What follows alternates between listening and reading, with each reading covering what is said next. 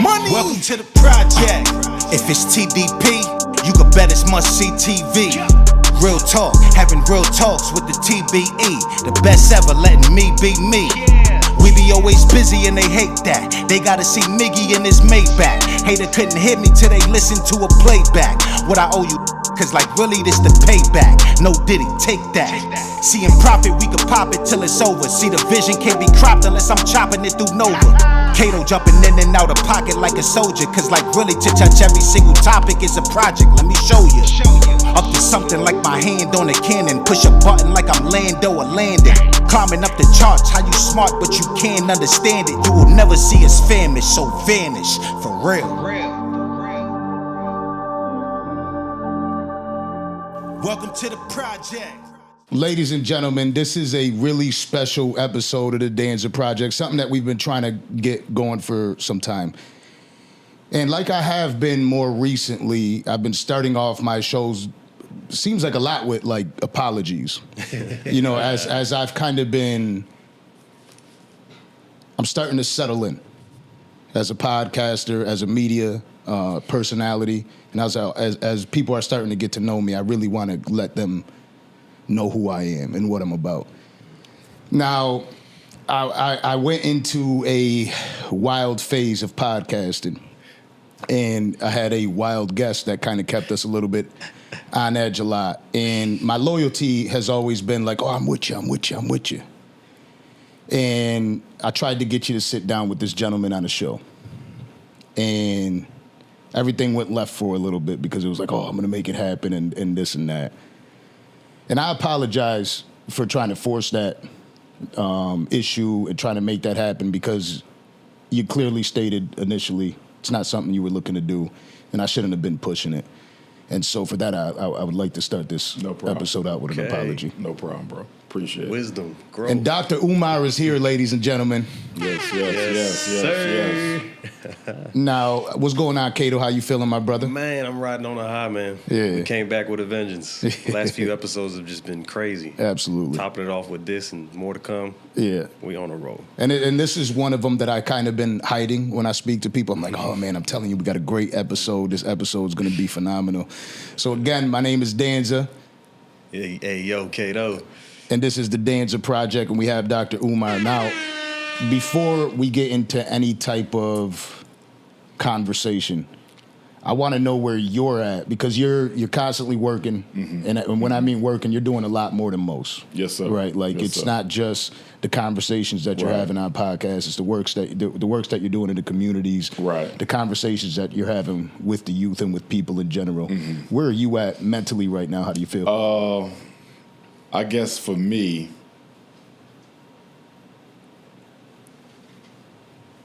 the one thing that I just want to finalize is the renovations on the FDMG Academy. You know, we've been almost done for so long, and now we're at the floors. But I'm still scared to say we done, because every time I say we done, something else comes up. So, you know, I ain't been saying nothing. My thing is, when it's done, that's when I'll announce it. You know what I mean? I was supposed to go back to the Breakfast Club, and I text Charlemagne. I said, I'm not coming back up there one more time to tell people we almost done. You feel me? Yeah. When we done, I'll schedule with you. I'm not going up to Power 105 again until we done. I'm tired of saying it myself. Absolutely. You know what I mean? So when we done, that's when I'll do it, man. But we real close. When I fly back home tomorrow, I got to get to the school. They laying the floors now, and once that's done, we'll be applying for our certificate of occupancy. That's going to be interesting because the city has not been our friend. They tried to sell the school behind our back last month for some frivolous expenses that we should not have even owed. So I'm going to stay positive, but I'm not looking forward to the inspection because, you know, they can nitpick you to death on that. Absolutely. You know, so when people say when you're going to actually be done, that's not in our hands. We have to see what the city says, you know. But I'm hoping after all we've been through, they just say, go ahead. If it's all in order, just pass him, you know. But that hasn't been the experience. Like everything we've been through with the city has been a fight, you know, even to get a permit for the festival. they ain't want to give us that. So it's really been a tug of war with them. I'm just hoping that we don't have to have a protest. I'm hoping we don't have to take them to court for discrimination. The bureaucracy is mostly black. The mayor's white, but the bureaucracy is black. But discrimination is discrimination, even if you're the same color. Right. So I'm just, I'm going to just put it in the Lord's hands and see. But we knocking on the finish line. So if all goes well, we should be able to apply for the inspection before the end of the year. And this is something that most people don't understand in general. Just starting a business is tough, right? And then when you're doing something in the community, it's going to be a lot tougher. When you're dealing with that much square footage, they could find something wrong anywhere. Oh, well, in this corner here. But a lot of people that have never started a business, have never gotten any type of education, what it's like. They have no idea. Never opened a school, never ran a school, but they're experts in our school. And I don't get into it, but I hear a lot of it because my supporters send me the clips, and I've heard ridiculous things. I heard people say you can get an HVAC for $5,000. That's a $50,000 unit up there, and that was the cheap one. You feel me? This is not a house. This is a school. You're not getting no HVAC for no $5,000. You know what I mean? Every utility that we had repaired, plumbing, HVAC, electric, every one cost us well over $100,000. Nothing was under $100K for repair. So when I hear people say he could have got this done for $5,000, you don't know what you're talking about. You know what I mean? It's a whole nother level. But my thing is, if you never did it, why are you speaking on it? And if you're not doing anything for the people, why are you speaking on it? See, that's my thing. Definitely I don't think people who don't do work could criticize people who do work.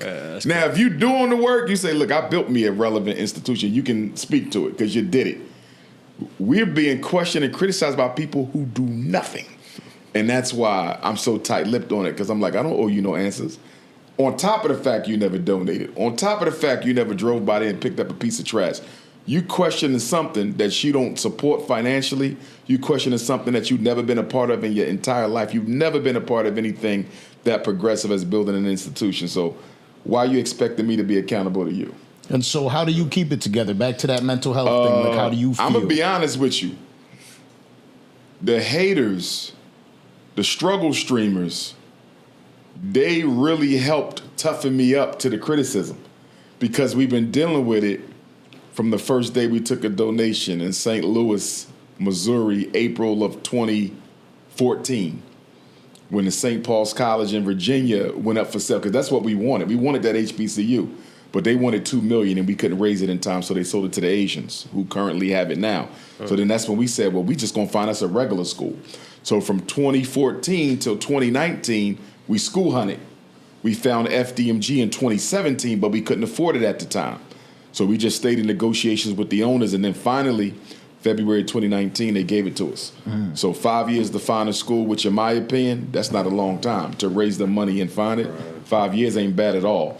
And then you go from 19 to 25, right? So you're looking at 6 years of us renovating. It should have only taken us 2 or 3, but there was a lot of scamming going on with the contractors we were using. We really got done dirty by them. You know what I mean? And I didn't want to use Caucasian work because I wanted to keep the money in the community. The people who gave us the money black. I want to keep the project black. But I had to wake up one day and say, yo, if you're waiting on your people to do this for you, it may not get done. And let me put that in context. You're talking about the second smallest state in the country, right? So you don't have much to pull from anyway. And then the city of Wilmington requires that your contractors be licensed in the state and licensed in the city. So, for example, in Pennsylvania, if you're licensed by the Commonwealth, you can do work anywhere in the state. You got to be licensed in Delaware and then licensed again in Wilmington. You're already dealing with a small pool of available contractors, and then they add that on top. So I say it all the time. We have the best situation in the worst location. And when I say worst location, I'm simply speaking of the limited pool of resources in terms of contractors and the strict stipulations that are required for you to work on a project there. You know, if that same school was in Detroit, Chicago, Philly, we'd be done already, only because you got so many plumbers, you got so many HVAC, you got so many electric. You could go through 30 of them until you hit the right one.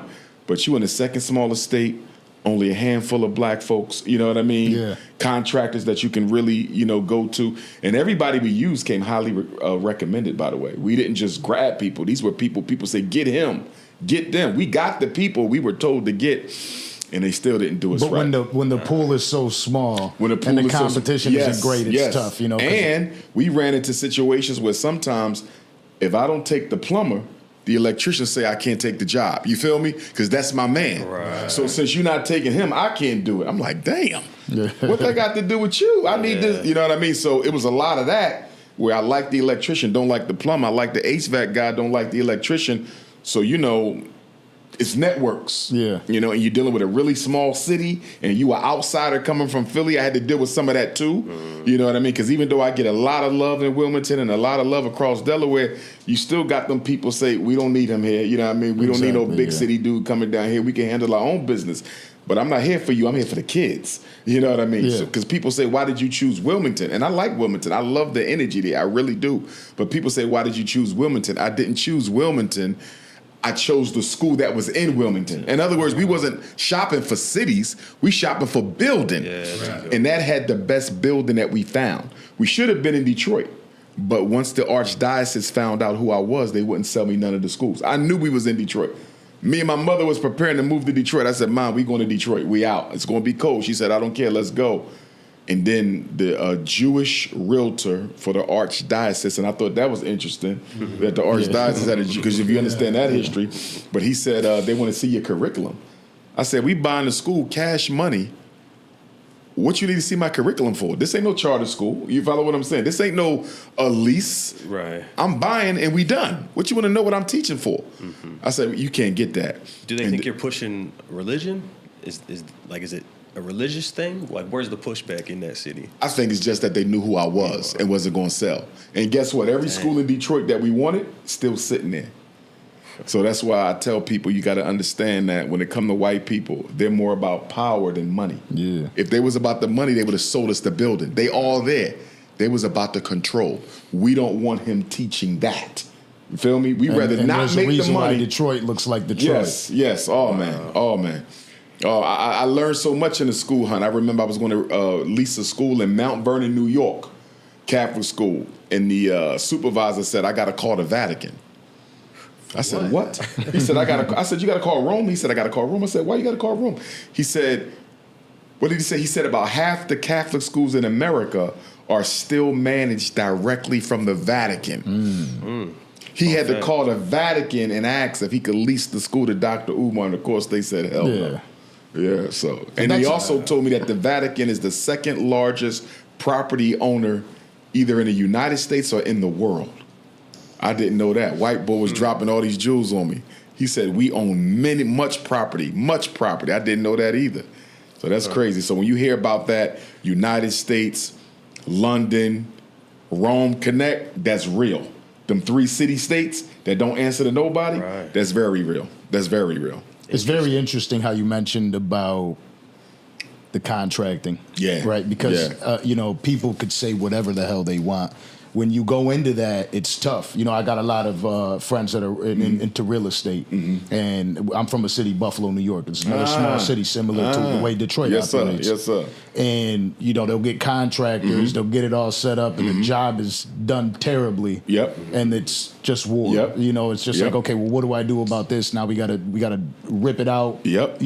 It's just a thing that most people don't have a clue about. They have no clue about it. And then when somebody don't finish their work, so let's say the electricians don't finish their work, you got to get another electrician. Come behind. No contractor, what I saw, they never want to say the previous contractor did a good job. You know what I mean? Yeah. It was like, we got to do it over. You know what I mean? I'm like, I can't build from where they slept. Nah, they didn't do that. Nobody was able to say we could pick up where they started. You know what I mean? The plumbers, nah, they didn't do this right. And I know they did it right, but you just want to get paid the full thing. Yeah. Project. So we had to deal with that, But the white folks, they did it. They charged us up. They overcharged us, but at least they finished the job. You know what I mean? So that's where we at. And then you hear people say, well, if he's on his Pan-Africanism and his Garveyism platform, why would he let white people do the work? you have to distinguish and differentiate between charity and business. We don't accept donations from non-Africans, right? But if I have to pay a non-African to do a job, that's business. That's not a handout. They're not volunteering. They're not giving us nothing. We're paying them to do a job. You see, it's like if I have a store and a white person comes in and buys from my store, that's no contradiction. That's business. But if I got white folks coming in there financing me, that's a contradiction. You see, so people say, well, that's a contradiction. You got white folks doing the work. That's called business, bro. That's just business. Fee for service. It's not a handout. Fair exchange. Now, if they was financing us, that would be a contradiction because you give up your sovereignty with them. And so how do you keep it together? Because that sounds extremely stressful. I tell you how I keep it together. Number one, I believe I was born to do the work that I do. Okay. That's the priority. The number one, people say, how you keep going through this. Somebody texted me today when I was on my way here. They said, I'm trying to understand how you continue to keep going after everything people throw at you. Like your bounce back game is crazy. You know what I mean?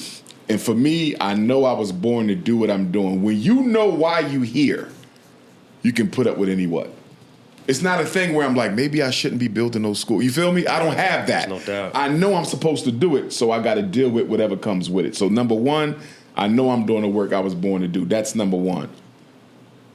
Number two, I've never cared about what people thought too much. You know what I mean? Like some people, they gotta be viewed positively by outsiders. I don't. They want to be liked. I don't care what people think or what people say. And I believe my popularity had a lot to do with that too, because I'm just going to tell you the truth. I don't know if it's going to hurt your feelings. I don't know if you're going to like it. I don't know if you're going to love it, but I'm going to be honest. And I think people have grown to appreciate the honesty of my message, because I get people stop me in the airport all the time. I don't agree with everything you say, you know what I mean? But you're consistent. Whereas a lot of these other guys out here who claim to be into the conscious movement, they not consistent. They'll flip-flop. 1 minute they this, 1 minute they this, 1 minute they this, based on what gets the attention, what gets the money. I've never capitulated my position. You know what I mean? And I think thirdly, you know, I practice Yoruba spirituality. And in Yoruba spirituality, you know, you're born with a guardian angel, guardian spirit. Mine is Ogun. Ogun is the spirit of war, iron, perseverance, determination. Don't quit. Work hard. Come on. That's my guardian spirit. You feel me? So I got to keep going. You know what I mean? So I think that's how I'm able to put up with it. Strong. Now, you've been one of the more consistent voices in our communities for over a decade. Yes, sir. What keeps you motivated to be that voice, although there is so much pushback and people misunderstanding your message? Because there's not another one of me. And what I mean by that is, even though I'm the most popular person in the conscious community, Pan-Africanism is a minority philosophy amongst the conscious community.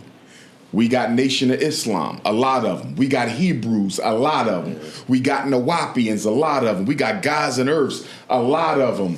You know, you got the Pretendians, a lot of them, right? But RBG, diehard Pan-African Garveyism, I'm the only one.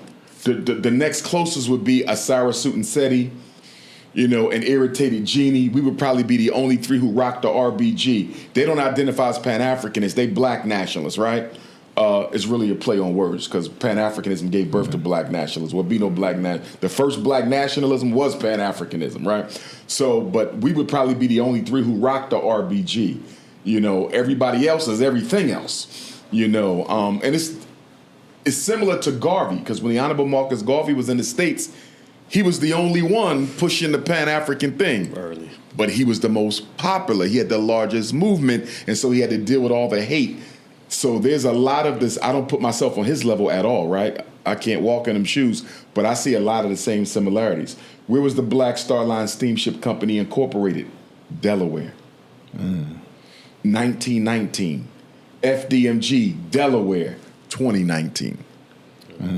It's the same thing. FDMG is my Black Star Line. It's the one thing that people try to destroy, because if you succeed, it puts you over the top. You see that? Now, that Black Star Line was successful under Garvey, but it was short-lived because of the sabotage. You see what I'm saying? Yeah. So they're trying to recreate that with me through the FDMG. What would you say? Go ahead. Just for our audience, if you had to define Pan-Africanism versus Garveyism versus Black Nationalism, Okay. how would you explain that? Okay, first I would say that Garveyism is the highest stage of Pan-Africanism or revolutionary Pan-Africanism or revolutionary Pan-African nationalism, right? Right. And sometimes we distinguish because you have Pan-African socialists, right? They are class first. They target capitalism as the enemy, not racism, white supremacy. So for the Pan-African socialists, it's not a contradiction to sleep with white girls because white people are not the enemy. Capitalism is. You see that? System. So this is where you see people with the red, black, and green, but the red ain't on top and the black ain't in the middle and the green ain't on the bottom. They might got the green on the top of the... Always pay attention to the order of the colors. Right. The Garvey flag is RBG. If you ever see GBR or BRG, you're probably dealing with some socialists who are revolutionary integrationists. But for the term Pan-African, just so we can Right, understand stay with it, me, stay with me. So I want to... It's very important that we clarify Right. the socialism. Capitalism is the enemy versus the nationalism. White supremacy is the enemy. You feel me? Right. The socialists say if we kill capitalism, we automatically destroy racism. And we say, have you been to Russia? They communists. Racist as hell against blacks. Have you been to China? I've spoken there several times. Racist against blacks. So I don't care if you change the economic system, there will still be racism against African people, right? Right. Now, let me go back to your question. Garveyism is the highest stage of it. What I mean by that, we're the strictest. So we're going to say no snow bunny hopping. Other Pan-Africanists might not say that. We're going to say that the international government for African people must be on a continent. Not every Pan-Africanist will say that. Some Pan-Africanists will say we can have the international government in the United States. We can have the international government in Jamaica. We can have it in Haiti. Why got to be Africa? We say Africa because number one, it's the motherland, and number two, it's the richest piece of real estate on the planet Earth. Why would you give up all those resources? Why would you give up all those resources just because you hate yourself? Because whoever controls Africa controls the world. Right. It's the cradle of civilization. Exactly. So the Garveyite, we're the strictest. If I was to give you a religious comparison, let's go to Islam, right? You got the Sunni Orthodox Muslims. Then you got your Shia Muslims. Right. The Shia are only 5%, right? But they are very, very strict in what they do. Their women cover their faces. It's a stricter form of Islam, right? Right. Garveyism is a stricter form of Pan-Africanism. Now, Black nationalism, which is Pan-Africanism's child. There's no Black nationalism before Pan-Africanism. Henry Highland Garnett, Pan-Africanist.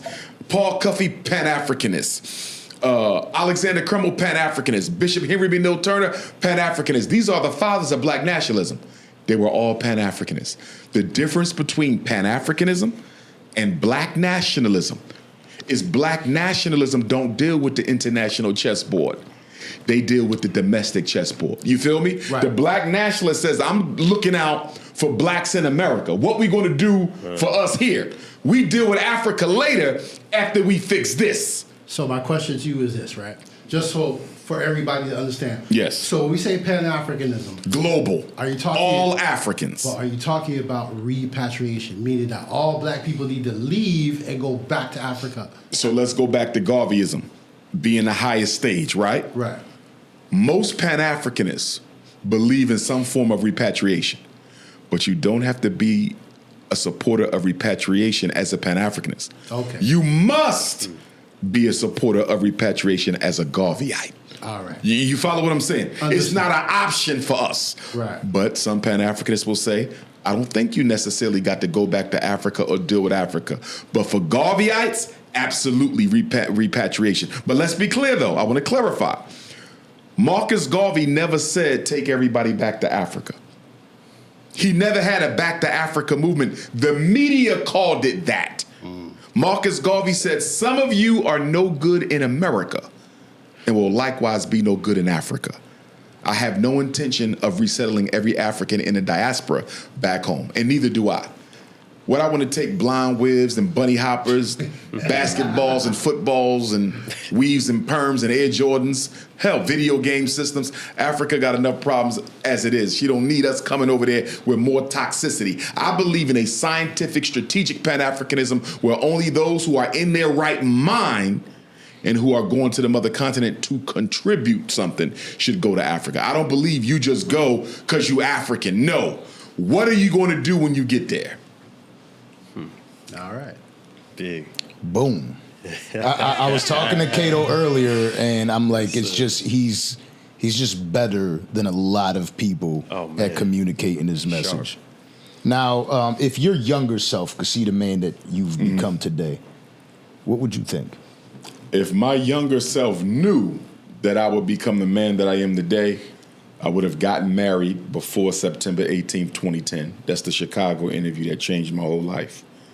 I would have got married. What else? The main thing is I would have got married because looking back, I know I could have done so much more with a queen by my side who I could trust. So I know if I had a queen, I probably have 5 schools already because she would have been able to help maneuver and she could have been the face of a lot of what I had to do. See, a lot of the resistance is they know who I am as opposed to I'm going to let you front it. You follow me? They don't even know I'm involved. All they see is the queen. They never even see Dr. Umar until the door's open. You see what I'm saying? So I see where I lost time by not having that queen. If I would have knew, I would have had her. But there's no way of knowing. Right. You follow what I'm saying? Right, but if the ancestors would have said, listen, you going to Chicago, you're going to do an interview, 6 weeks later, you're going to go to Harlem, and once you drop that interview from Chicago off in Harlem, in 48 hours, you're going to be the biggest name in black consciousness. I would have wifed one of the sisters who I felt could have held me down. None of them were really conscious, though, but they were good women. I would have wifed one. Could they have survived the rise? I don't know. Because it's one thing dating a local psychologist. It's something completely different dating somebody who's on 3 continents in 2 weeks. You see what I'm saying? Yeah. So I don't know if they could have handled that, but I would have been willing to try because I needed that foundation. Right. And now it's scary because you don't know who you can trust. Women come to you for the wrong things. They talk the black talk until they get to a certain point, and then they might flip if they don't get what they want. So it's dangerous dating when you Dr. Umar now because everybody know who you are. Yeah. And it has to be difficult for these women as well. Like they have to understand your power, right? Yes. And a lot of it, I would imagine, they would probably try to fit in too early on with without kind of understanding their own role. Yes. And the biggest issues with women, 4 biggest issues. Number 1, insecurity about other women. I'm a school psychologist by profession. Who's raising most of our kids? The mothers. So there's going to be women around all the time because that's who I have to serve to help the babies. If you're not secure in who you are, you're not going to be able to exercise composure and discipline when it matters most, and you'll end up embarrassing you and embarrassing me. You see, so the insecurity about other women, that's a big deal. You got to be comfortable in your skin. There's always going to be a woman who looks better than you, but you need to understand that I'm committed to you, right? And when I look back over these 15 years, there were some good women I dated, bro, but they were very insecure about other women. I could not do it. I could. So that's 1. Number 2, confidentiality. Talk too much. You can't chat my business because I got too many enemies. Not everything, well, this is my girlfriend. I don't give a damn. She ain't my girlfriend. Stop chatting my business because you don't know who she pillow talking with and you don't know who they pillow talking with. You see what I'm saying? Because I think women don't understand the dangers of what I do. I'm not Cat Williams, right? And much respect to Cat. I'm not Shannon Sharp. I'm not Kevin Hart. They're purely entertainment. They're not grassroots activists. So they don't have to look over their shoulder all the time. Now, if they beefing with somebody, yes. But their job in and of itself is not a danger. Right. My job in and of itself is a danger. I get death threats on a regular basis. You can't be running around telling people everything we do and where we go because you compromise on my security and you don't even know it because you're looking at me as an entertainer. You're not looking at me as an activist. And this is where I say all the time, my celebrity, and I hate to use that word, my celebrity sometimes undermines my activism because people don't understand. You feel me? This is not about the jokes and the laughs and the views and the clicks and the pictures. That's cute, but that's just the icing on the cake. It ain't the cake. And y'all missing the whole point of why I'm doing what I'm doing. And so I think sometimes women in the general community sometimes fail to forget he's not an entertainer. He's an activist. His message is dangerous. Taking on the pharmaceutical industry, taking on the special ed complex, taking on the juvenile incarceration system. These are multi-billion-dollar industries. They don't like what I'm teaching. I got a letter from the Attorney General of Pennsylvania a couple years ago. He threatened to take my credentials if I didn't stop teaching what I was teaching. He gave no examples of what I was teaching. You feel me? He just said, if you keep saying what you're saying, we're going to take your credentials away from me. And I'm saying, what exactly am I saying that ain't true? Or he gave no examples, but he basically threatened to shut me down if I keep on waking parents up to the dangers of and to their rights regarding special ed, ADHD, behavior problems, psychiatric meds, because I know it's affecting the bottom line because there's too many parents I've woke up. And not just the black parents, because I get calls from the Asians, the East Indians. They'll never tell you, but I help parents all across the spectrum. But of course, it's mostly the African parents. They're beginning to feel the pinch of that a little bit. And I think they have the state trying to crack down on me because of it. So I need people to understand that I may have the mainstream popularity of a celebrity, but my work is that of a Malcolm and a Martin and a Garvey and a Medgar and a Huey. That's the work. You follow what I'm saying? Don't lose sight of the work because you're caught up in the appearance of things. And that's where the celebrity undermines the activism.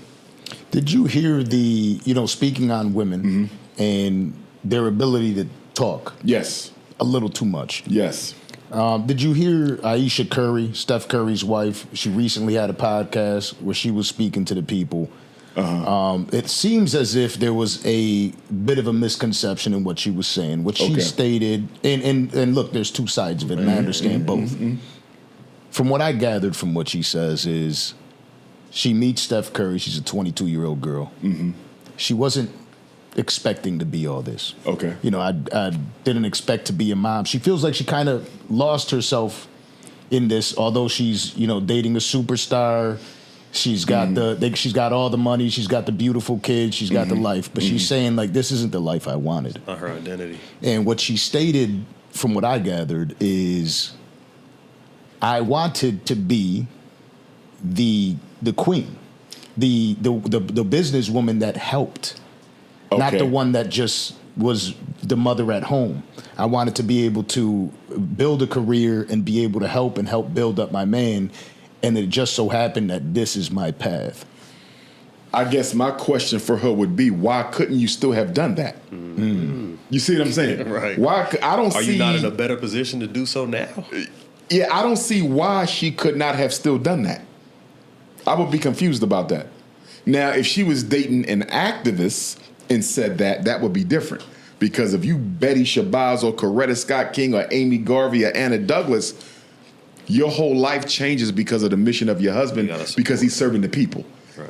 She ain't married to an activist. You're married to an athlete. So who's rich? So why couldn't you still have done that? I don't understand. You know what I mean? Yeah. I understand what she's saying, but I don't understand why she could not have still led that life. Yeah. And it seems to be the issue right now with podcasts and media just all over the place because you can go down the street and there's media there. There's somebody there just as we are today. Yes. The voices are outspoken and it seems, a lot of people sit there and they look at it and they say, whoa, man, what it must feel to be like, even though they don't know how Steph Curry feels. Oh, man, it must suck that he has to go through that with a woman saying, it's kind of like that Travis Hunter thought. So you're saying that maybe you meeting me kind of thwarted your life in a negative way. I would argue Steph may not mind because he knows she's not going anywhere.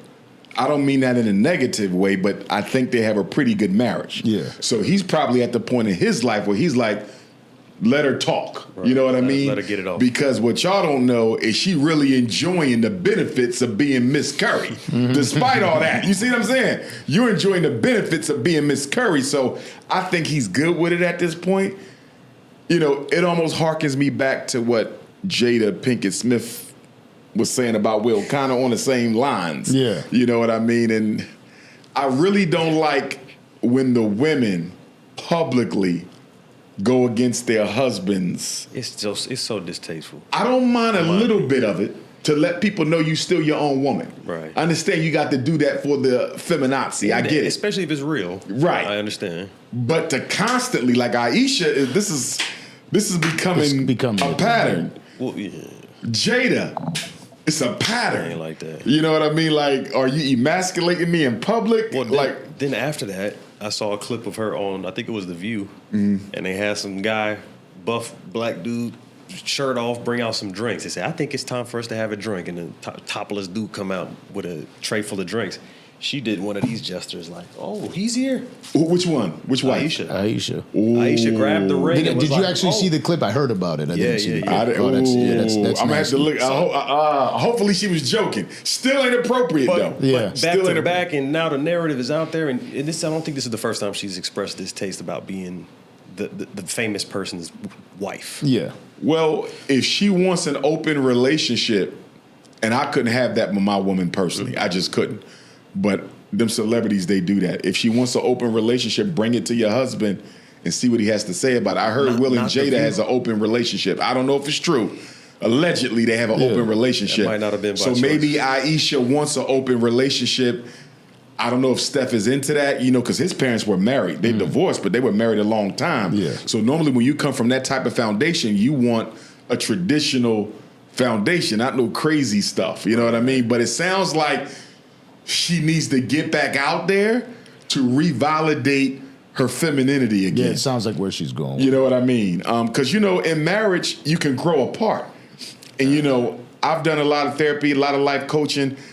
People can sometimes grow apart. It's not that he wrong. It's not that she wrong. We just not the people we were before. Is she there yet? You know what I mean? That would be the question. Yeah. Are you there yet? Are you ready to start dating outside this marriage? And if you are, that's the conversation you got to have with your husband. You know, I support the black couples. I don't want to see them break up. I love the Steph and Ayesha thing. You know what I mean? I'm glad Will and Jada's still together through all the crazy stuff. You know what I mean? Yeah. You know, I love the Nelly and Ashantis.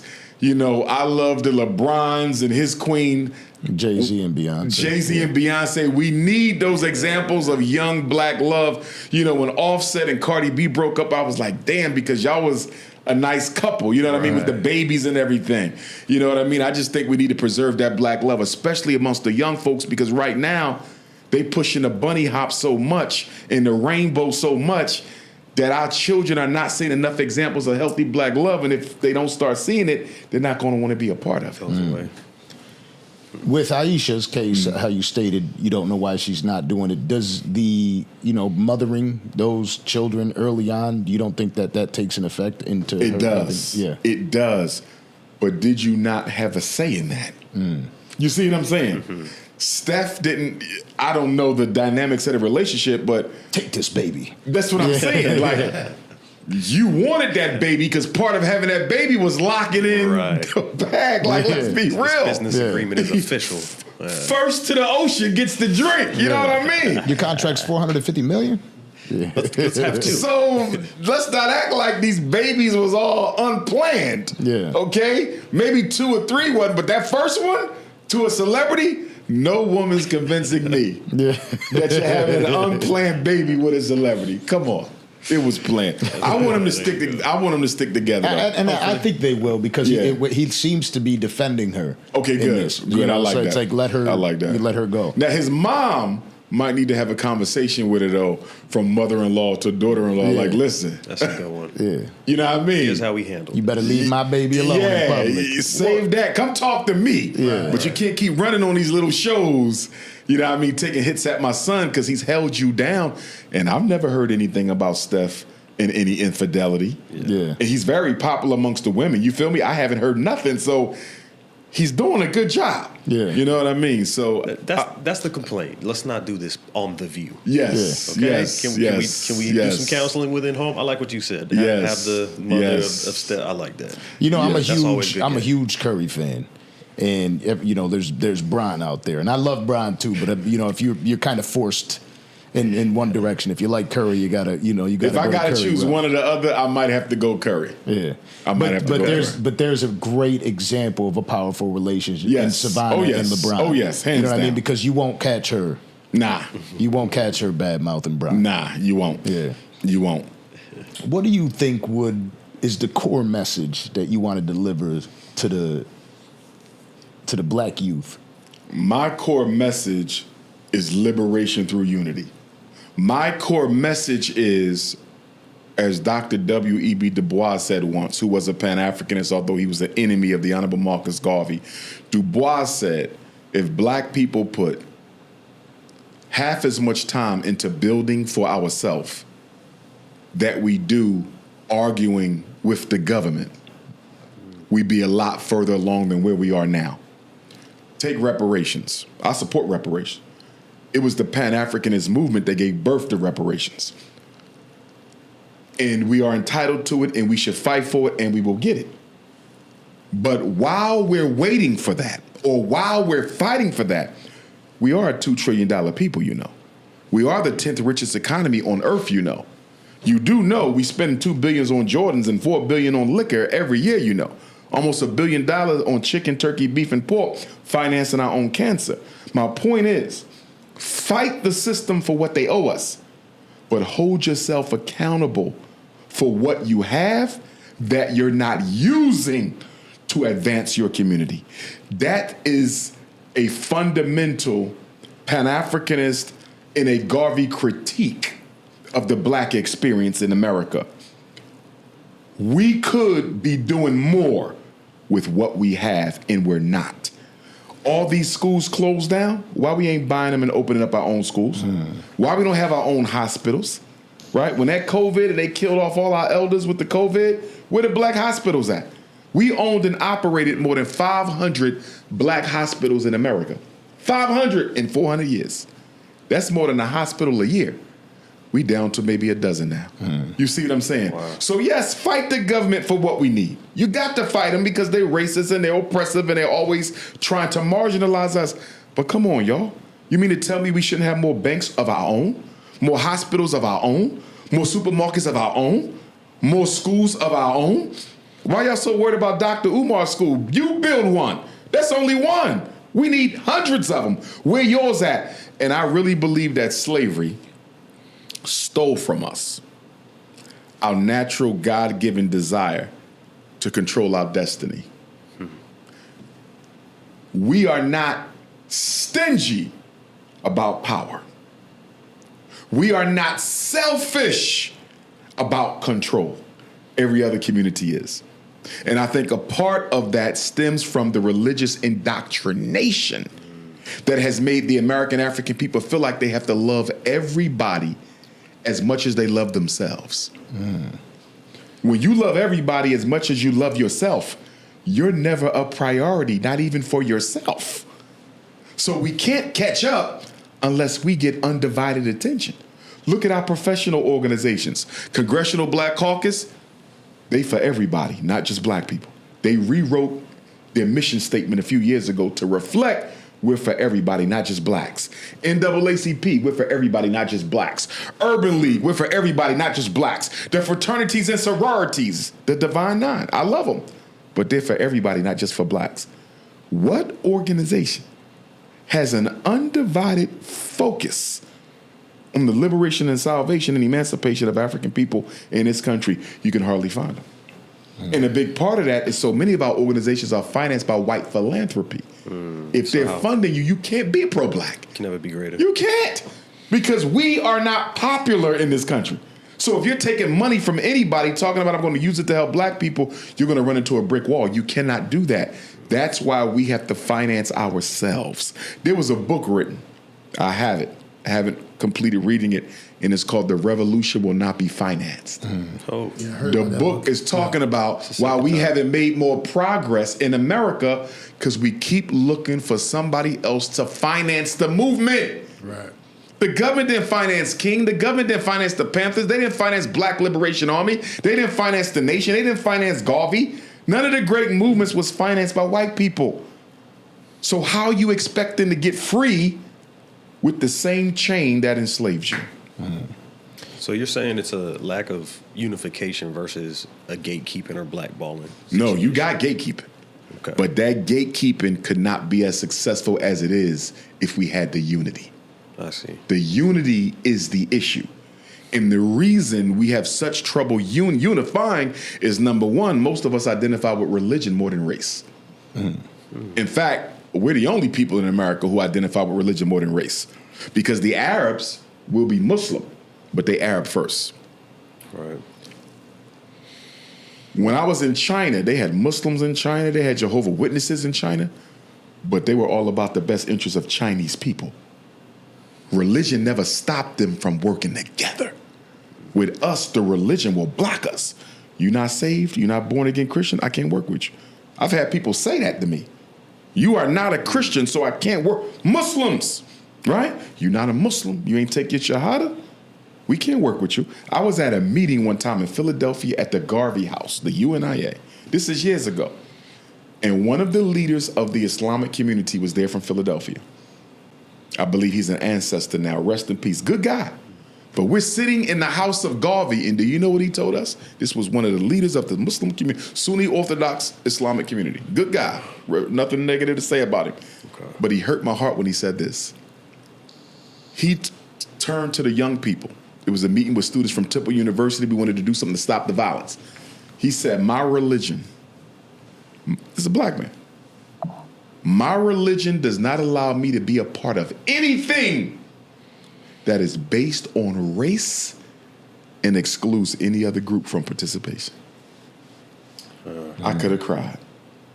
In other words, do you know what you're telling me? Your religion doesn't allow you to prioritize your people's struggle. Your religion don't allow you to work with your people in private to uplift themselves. Everything you do got to be colorblind or you can't be a part of it. I don't see that with Arabs, even if they Muslim. I don't see it with Caucasians, even if they Muslim. I don't see it with Asians, even if they Muslims. So why does it have to be that way with you? Because religion brainwashed us into being colorblind. But isn't that like the quote unquote perfect world where we all get along and we all share the same opportunity and hopefully. If you don't understand white supremacy, it's very easy to fall for that. But when you understand white supremacy, you will understand why that can never happen. Remember, biochemically, I understand why white people can't stand us. Because I can reproduce you out of existence. You see that? I understand segregation for white people. If I let you move amongst me and reproduce with my women, you will kill us off. There will be no more white folks. Literally, yeah. Because we are genetically recessive. So I understood the racism, but I won't condone the tactics that they employed in order to protect themselves. The lynchings, the killings, the beatings, the Indoctrination. denial of opportunity. That's unacceptable. I understand you want to keep yourself to yourself. Because you see, the white man can only reproduce with a white woman. He can't reproduce with no other woman. And the definition of white is extremely narrow. Exactly. Because for instance, like anybody from, like Italians are considered Latin. Like if you look at the sentence, the census, they're not considered European white. Like the definition of European white is very narrow. It's basically anybody west of Italy and it stops at England. Right. Because if you're from Italy, Spain, any of those countries, you're not. I don't think they pieced them out though. They could have changed it. They could have changed it. But when Obama was president and they redid the categories, when they added the mixed race and the multiracial, and I need to look at it because they could have changed it since then, but they did lump all the Caucasian groups together. It was only with the Latino you had to specify if it was black or white. Right. But the concept is that they moved the goalpost because of what you're saying. Well, I would say they moved the goalpost, but I would say they wouldn't do it recently, though. In other words, if we go back to 1940, that's when they decided to let Italians, Jews, and Irish be white. Prior to 1940, they were not considered white people. And then they absolved them into the white superstructure to keep their numbers up. Right. Which is the point. Right. Because even Arabs are considered Caucasian for purposes of the U.S. Census. As much as they talk about the war on terror, the Arab is a white man for purposes of the U.S. Census. Wow. Yeah. The revolution will not be financed. Right. The revolution will not be financed. This is a book. And black people need to get that through their heads. It will be financed by yourself. We keep looking for money from outside sources. Look at what we spend on clothes, fashion, vacations, cable television, white restaurants. We buy 3 times the amount of Mercedes-Benzes as Caucasians and have less than 1/3 of their wealth. What are you doing? What are you doing buying assets that depreciate with time? Come on now. I got to go take my Maybach back. We have gotten so drunk with European materialism that we have substituted it for genuine freedom. In other words, freedom for a lot of us is the ability to shop, spend, buy, party. You follow me? Good. That's free. Eat good. That's freedom. It ain't about control of institutions. It ain't about control of policies. It ain't about control of systems. It's about pleasure. We have reduced freedom to pleasure, and we have allowed the white man to brainwash us into thinking happiness equates with how much you earn and how much you own. Because guess what? If you don't equate happiness with how much you earn and how much you own, capitalism can exploit you. Back to capitalism. Yeah. If your definition of happiness has nothing to do with how you look and how you drive, capitalism can't use you. Because remember, under capitalism, you're only useful if you do one of 2 things. You shop or you work. You follow me? We exploit your labor on the job, or we exploit the paycheck you get from your job. This is why they killed off so many elders during COVID. Elders are useless in capitalism. Why? They don't work no more, and they don't need to buy much. Right. So the white man is looking at the elders like, we got all these old people. We can't make them work, and we can't make them buy anything, which means we have to take care of them, kill them off. That's why Italy had the highest COVID mortality rate, because Italy is home to the oldest European population in Europe. So that was a test run. They used Italy to study the COVID to make sure it would work. They don't want to be paying for Social Security for all them elders, so they wipe them out. And they're going to hit them with another wave of it. They don't want no elders for no Social Security because they don't plan on paying no more Social Security. From a purely capitalist perspective, old people are a burden. And just like that, we're banned from YouTube. The reason why I re-brought up that book is because a guest of ours, Charleston White, mentioned that book to us. Okay. All right. Okay. And when he was speaking, he made a very controversial statement. He stated that in order for black people to get better again, they would have to go through slavery. No. He said black people were strongest when they came out of slavery. So it's the only time they work together. I would say, well, to your point of what you just said, necessity is the mother of invention. There may have never been a Black Wall Street in Tulsa, or a Black Wall Street in Rosewood, Florida, or a Black Wall Street in Charleston, North Carolina, or Charleston, South Carolina, or Wilmington, North Carolina. There may have never been a Black Wall Street if white people allowed us to participate in their society. Necessity, the mother of invention.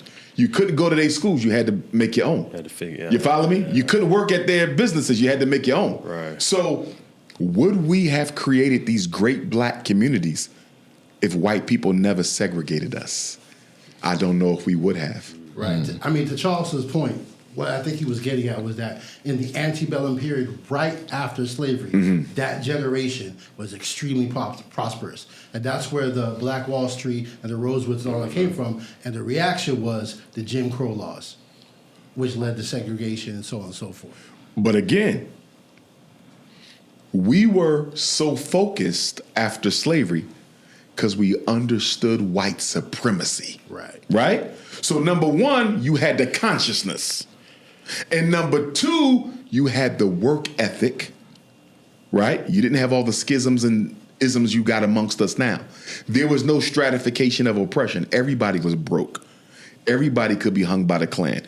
Everybody was unemployed. Everybody's children need to be taught how to read. You follow me? Right. Today we have stratification of oppression.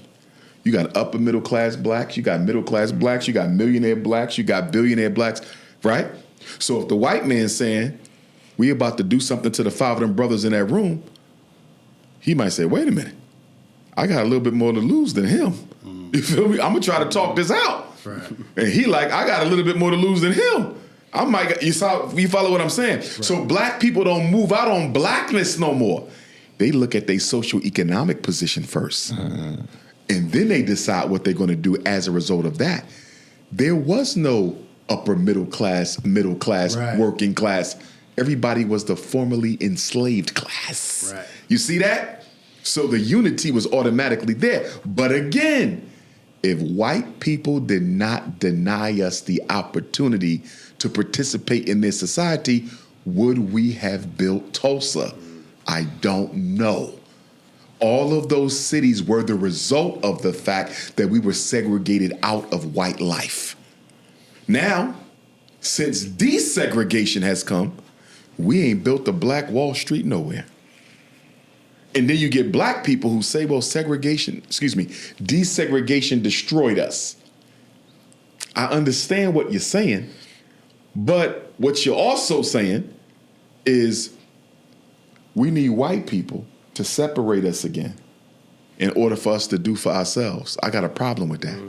You follow what I'm saying? Yeah, people say they need to separate us again. Why does your enemy have to deny you the right to live amongst him in order for you to do right by yourself? Nobody's stopping us from building our own communities right now. You got over 10 cities for sale in this country right now. There's over 10 cities, the whole city for sale.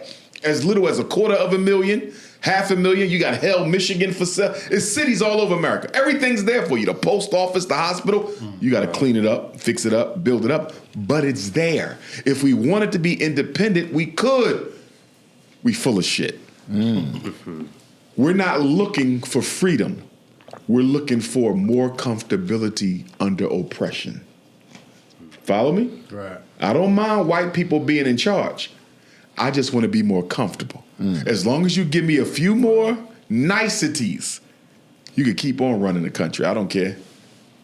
We not serious.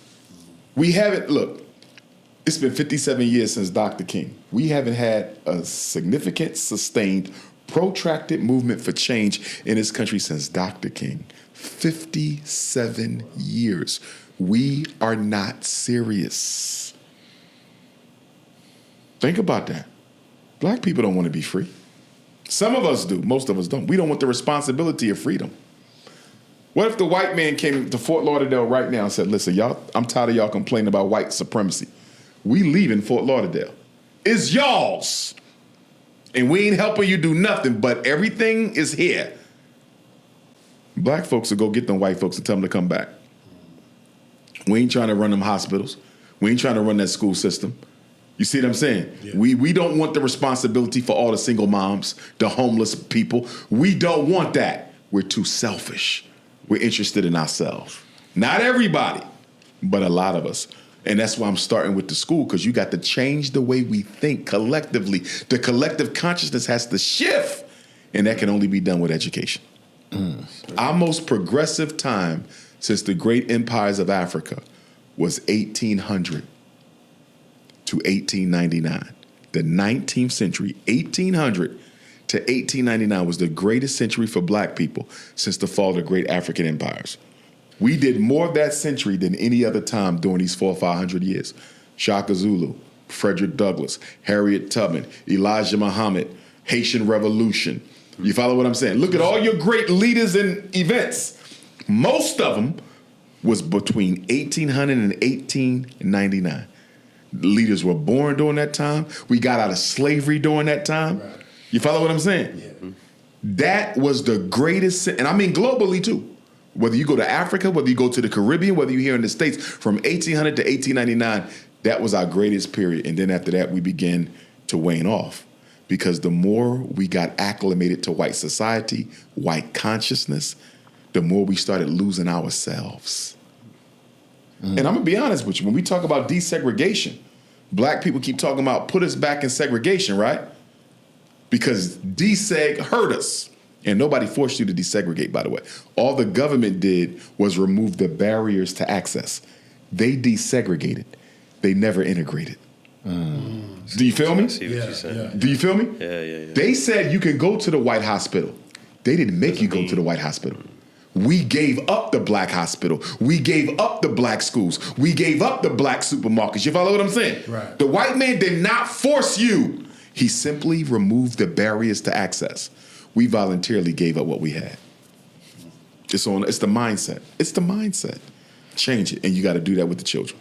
What do they say about, like, it's not let them eat cake, but it's like give them sports. It's Well, like, what is it? It's like let them have the things, and they'll forget about the macro. The sports and entertainment hurt us a lot too, and I'm gonna tell you why.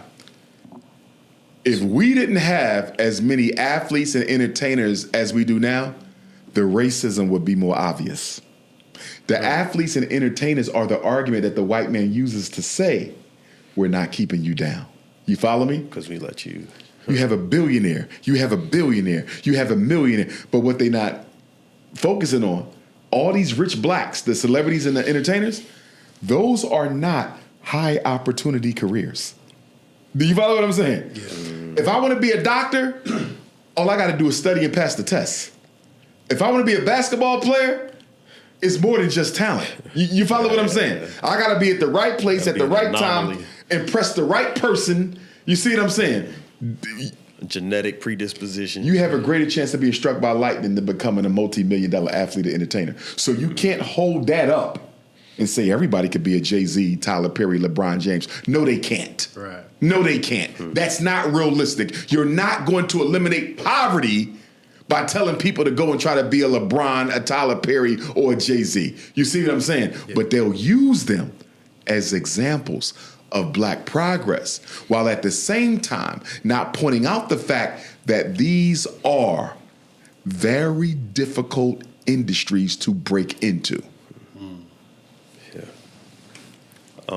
Facts. And by the way, we no longer have an academic gatekeeping elite. The Negro aristocracy is no longer dominated by academicians.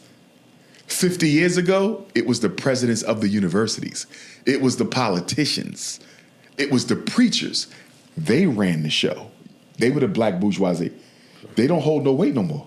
What scholar you know college students are listening to find out how they're going to think on certain political issues? They don't listen to them. They listen to YouTubers and shit. You see what I'm saying? Yeah. Think about it. What black pastor holds sway over black youth? None. What black politician holds sway over black youth? Name an elected official that holds sway over black youth. None of them. So now, do you think Obama once had that for a bit? Obama a little bit. There you go. Obama a little bit. But it's over with. Yeah. So guess who the new bourgeoisie is? The same people our children look up to. The athletes and the entertainers are the new black bourgeoisie. They are the new gatekeepers. And when America tells them to take a certain position on something, they're going to take it. Because if you notice, most of our athletes and entertainers, they're not revolutionary.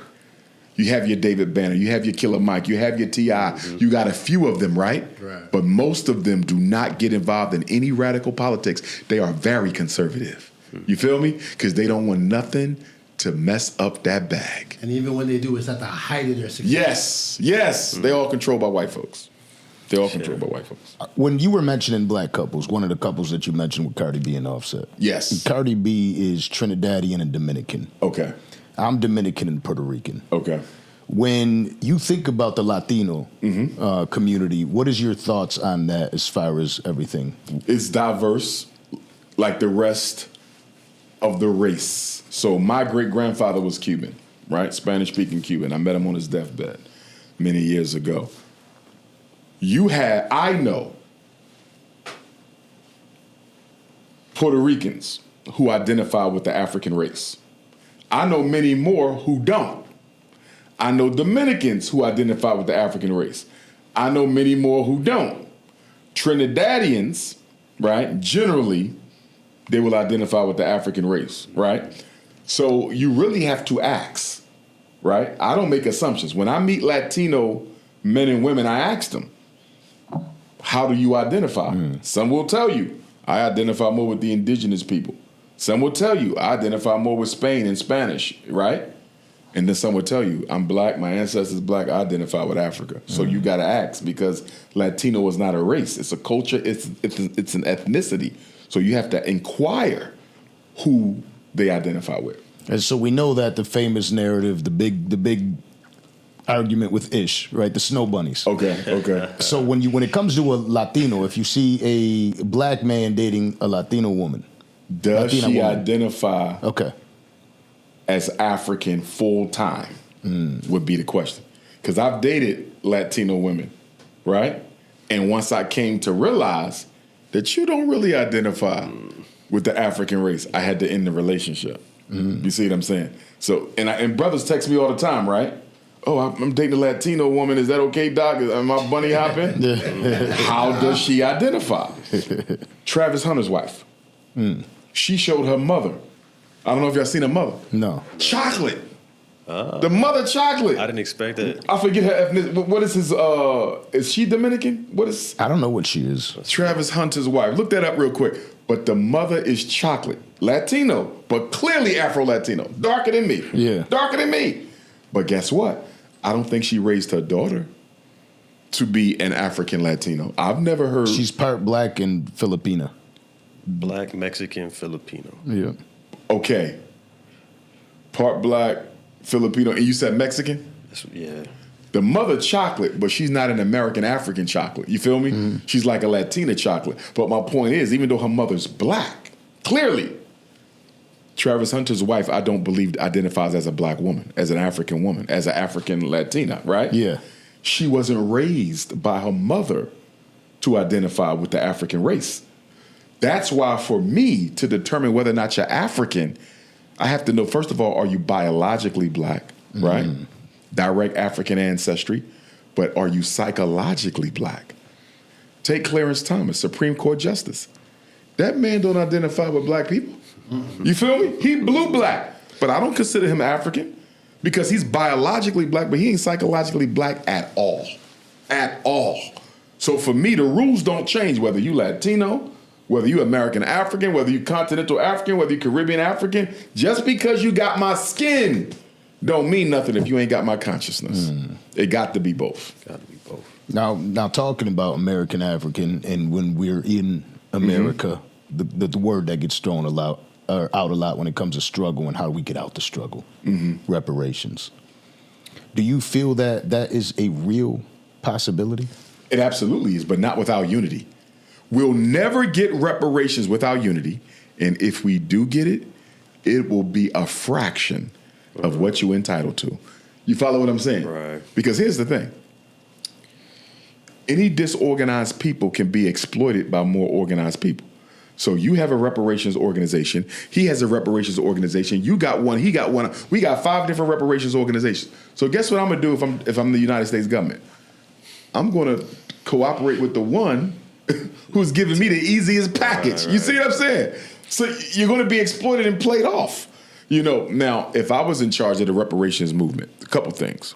Number one, if you're a bunny hopper, you ain't getting no reparations at all. You're not going to take my ancestors' pay and take it right back to the damn Neanderthal queen. We're not doing that. So any interracial, you're banned from getting it, right? And here's another thing. When Negroes say we need to be segregated again, we did better. Does that also mean you want to give your white wife back? Because that was part of the segregation. You feel me?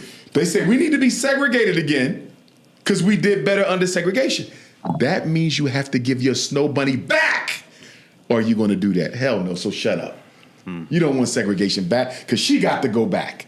Remember, Loving versus Virginia was 1967. That's when the Supreme Court outlawed interracial bans on interracial marriage. That was all part of the civil rights era. Right. So you can't say put me back in segregation, but let me keep my white girl. All or nothing. They're not going to give up that white girl.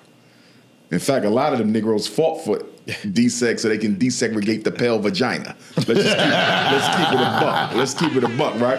So, but going to the reparations. No bunny hoppers get money. But this is what I would require on my reparations demand list. Control of all black music forever. No Jewish companies or any other company can sell it, market it, produce it. Game over. You follow me? The music is ours. Because black music is one of America's largest export industries. If we control our music, we can build Black Wall Street in every city. That's how popular black music is on the world stage. I want Michael Jackson's music, Prince's music, Tupac's music. You follow what I'm saying? All of it. From the beginning, all of it. Nobody but us. Game over. Number 2, America has natural resources. She sells energy, she sells oil, she sells gold. She got about 10 strong natural resources that she sells. We get a 25% cut forever. 25% cut forever. Number 3, there are 10 states that make up 60% of the black population in America. All of them are seaboarding states. California, Florida, Texas, Virginia, New Jersey, Maryland, there's about 10 of them. We own the major seaport in all 10 of the cities where we predominate. Anything coming in, we get paid. Anything going out, we get paid. The only one that's not on the sea is Illinois, but you still have the Great Lake out there. That's the 3rd. Number 4, all black inventions. Everything we ever invented becomes a permanent patent. You can't use it unless you pay us for it. That's the technology for the cell phone. That's the technology for the internet. That's the refrigerator truck. We'll be here all day. You feel me, right? The lights, right? It was Lewis Latimer, even though the white man is given credit for discovering the light, it was Lewis Latimer who came up with that incandescent bulb so they don't blow out or run out. That's the reason why you can turn on the lights all night. That's us. So all the inventions got to come to us. Another one is land. All the land that was stolen from black people during slavery, during Reconstruction, pre-civil rights, and black power, because y'all know they stole hundreds of thousands of acres of land from us. Put together a research team, find out all that land that was stolen from us, we get it all back. If we can get all the land back that we lost, we have enough land to do everything we want. And this is perfect timing. Why? Because we got the highest black homelessness rate in this country since Dr. King walked the earth. Homelessness is mostly single black mothers with children. Nowhere to live, right? Getting priced out of the hood because of gentrification, putting them on the street. The moratoriums on COVID is over. The rent moratorium, remember they said you can't evict nobody? That's over. They evicting everybody. Give us all the land back that y'all stole. Those would be some of the things that's at the top of my list. Now notice I didn't mention cash. And I didn't mention cash money on purpose because cash runs out. The benefit of slavery to America can never expire. So whatever you give me as restitution can likewise never expire. Why would I accept a cash payout for slavery when this country will always benefit from what they did to us? That money will run out. I don't know if y'all remember a couple years ago, Bob Johnson, former owner of BET, who sold it to Viacom for $2 billion. He came up with a reparations plan. He said every black person should get $350,000 apiece. He's a billionaire. And this is the ridiculous solution he had. Give every black person $300. Is that even a house down here?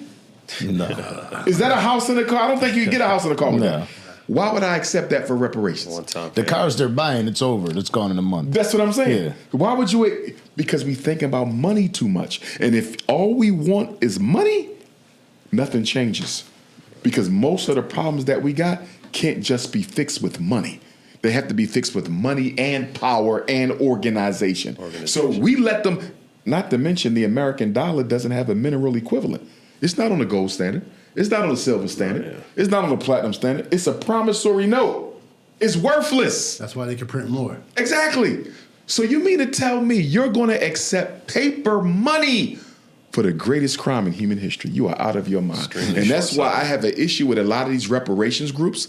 I think most of them are opportunists, scammers, Okay? They're not serious, because if you're serious about reparations, you will talk structural change. Right. Look, if I give you $1 billion, even if they say I'm gonna give every black person $1 billion for slavery, right? You still don't control the schools. You still don't control the jails. You still don't control the courts. Think about this. I'm gonna give you money, but we still control all the structures and institutions. So you can spend it on with Thank you. You're going to give it right back to the people who gave you the money. Listen, I'm not against cash being on the list, but it better be at the damn bottom. If money is the most important thing on the list, we sabotaged our own reparations. And here's where a lot of people get mad at me. I am of the position that we are not a responsible enough generation to accept the restitution that is owed to our ancestors, right? So I'm of the position we can fight for the reparations, and if it gets disseminated, it goes into a trust. This generation does not touch it, and it will not be touched until a more progressive, responsible generation comes along who will properly handle that settlement. Do you follow what I'm saying? Yeah. Negroes went crazy on me on YouTube. They still talking about it. Dr. Umar said we shouldn't get no reparations because you damn right I said that. Here's my question. Reparations are not just for us. It's for everybody who came before us and everybody coming after us. Yeah. What have we done in this 25 years of the 21st century to justify us handling something of responsibility that important? Nothing at all. We haven't even built any institutions, but you want to handle the reparations package? And how much of the reparations package are we going to put away for future generations? I ain't heard nobody say one word about unborn. Everybody think about their damn self. What are we going to do for the ancestors? Are we going to build something for them? This is for the race. It is not just for those of us walking the earth. My personal vote is keep fighting for it, but if we get it, we don't touch it. Maybe our grandchildren may have the right mentality to deal with the reparations. This generation, we will blow that. We will blow it. It'll be blowed and destroyed in 20 years. No way. Absolutely. No way. The closest reference that I could think of is how, like, the Seminoles in Florida got their reparations. I don't know if they call it that. But they were given an allotment based on a percentage of the original Indian blood, and they're designated on this reservation, and they're doing all right with it, but they put it into casinos. Right. And so when I think how reparations could play for the African-American culture, it's kind of scary. Because unfortunately, there's a lot of Indians that receive those reparations, and they have not been made whole. That's true. They're plagued with alcoholism and drug addiction and many other things that come with the gift of cash. It shows you, what you're saying is, the example of the Native Americans shows you that money alone is not going to fix the situation. Yeah. You need power over institutions. They gave them the reservation, but they don't control them. You see that? Exactly. This is yours. But we're got goosebumps. Exactly. You follow what I'm saying? But the government dictates what happens on this. You just had a situation with an Indian reservation a couple years ago where they forced them off the reservation because they found some resources under there, and they decided to do a pipeline and forced them all off. But here's the one thing that the Native Americans did do right, that we did wrong. The Native Americans never wanted to be a part of America. They wanted a place in America. Yeah. You feel me? Black folks, we wanted to be a part of America. The Native Americans wanted a piece of America. In other words, they have a land set aside for them. Yeah. Still got the problems, but they still got their own land. We should have did that. We said, make me a citizen. I want the right to vote. You see that? Yeah. I want to participate in the white man's reality. The Native Americans said, I don't want to participate in your reality. I want my own. I think your comparison was equality versus equity. Absolutely. Yeah. Absolutely. And so difference. We need to start thinking about how do we take a piece of America for ourselves? Because I think it's very clear now, especially with this administration, you're never going to have a place in America. If anybody believed that the Constitution ran this country, this first year of Donald Trump's second term, should have obliterated any false belief you have that this country is ran by the Constitution. I spoke at Texas State University last night. They had a student who got expelled by the governor of Texas about a week ago because he mocked Charlie Kirk. He didn't have due process. He didn't have an expulsion hearing. They broke the law. But guess what? Did it matter? He's home. No due process, no right to appeal or nothing because the governor said he did not like it. What happened to his constitutional rights? You follow what I'm saying? All right. You don't have no damn constitutional rights. The Constitution is only used by the power structure when it benefits them. Right. When it does not benefit them, it don't matter to nobody. Look what they did with the Charlie Kirk in the aftermath. They're trying to deify Charlie Kirk, and anybody who goes against it, they will destroy you. Yep. But I got a First Amendment freedom of speech. What happened to my First Amendment freedom of speech?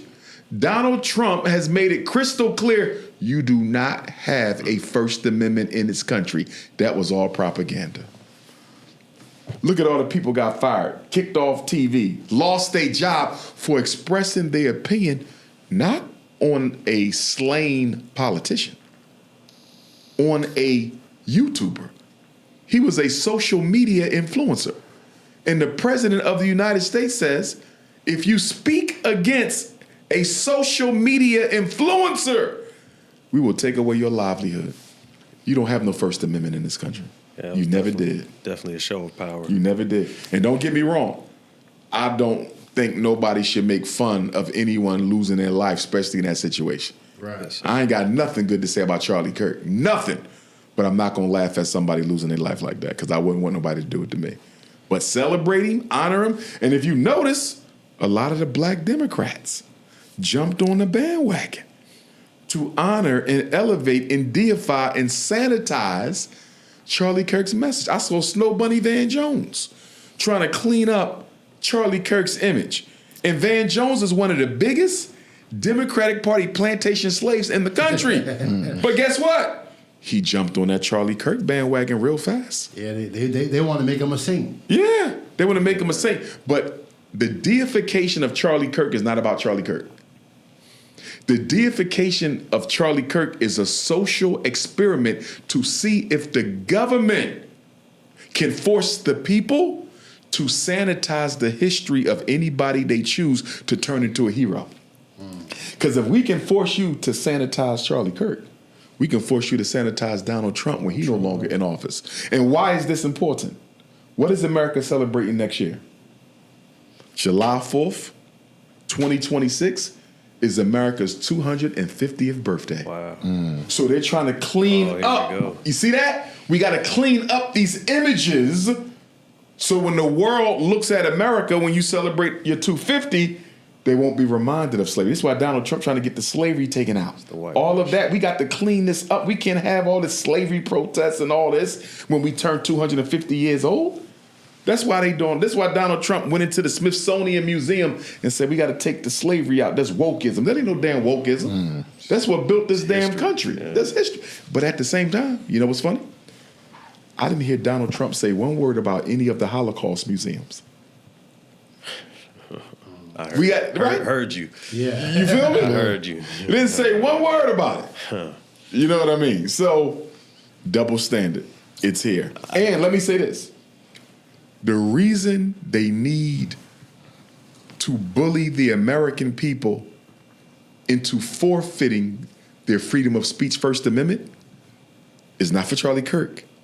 It's because they coming down the pike with more things. Right. More weapons, more social engineering that they need you not to speak up against when it hits the streets.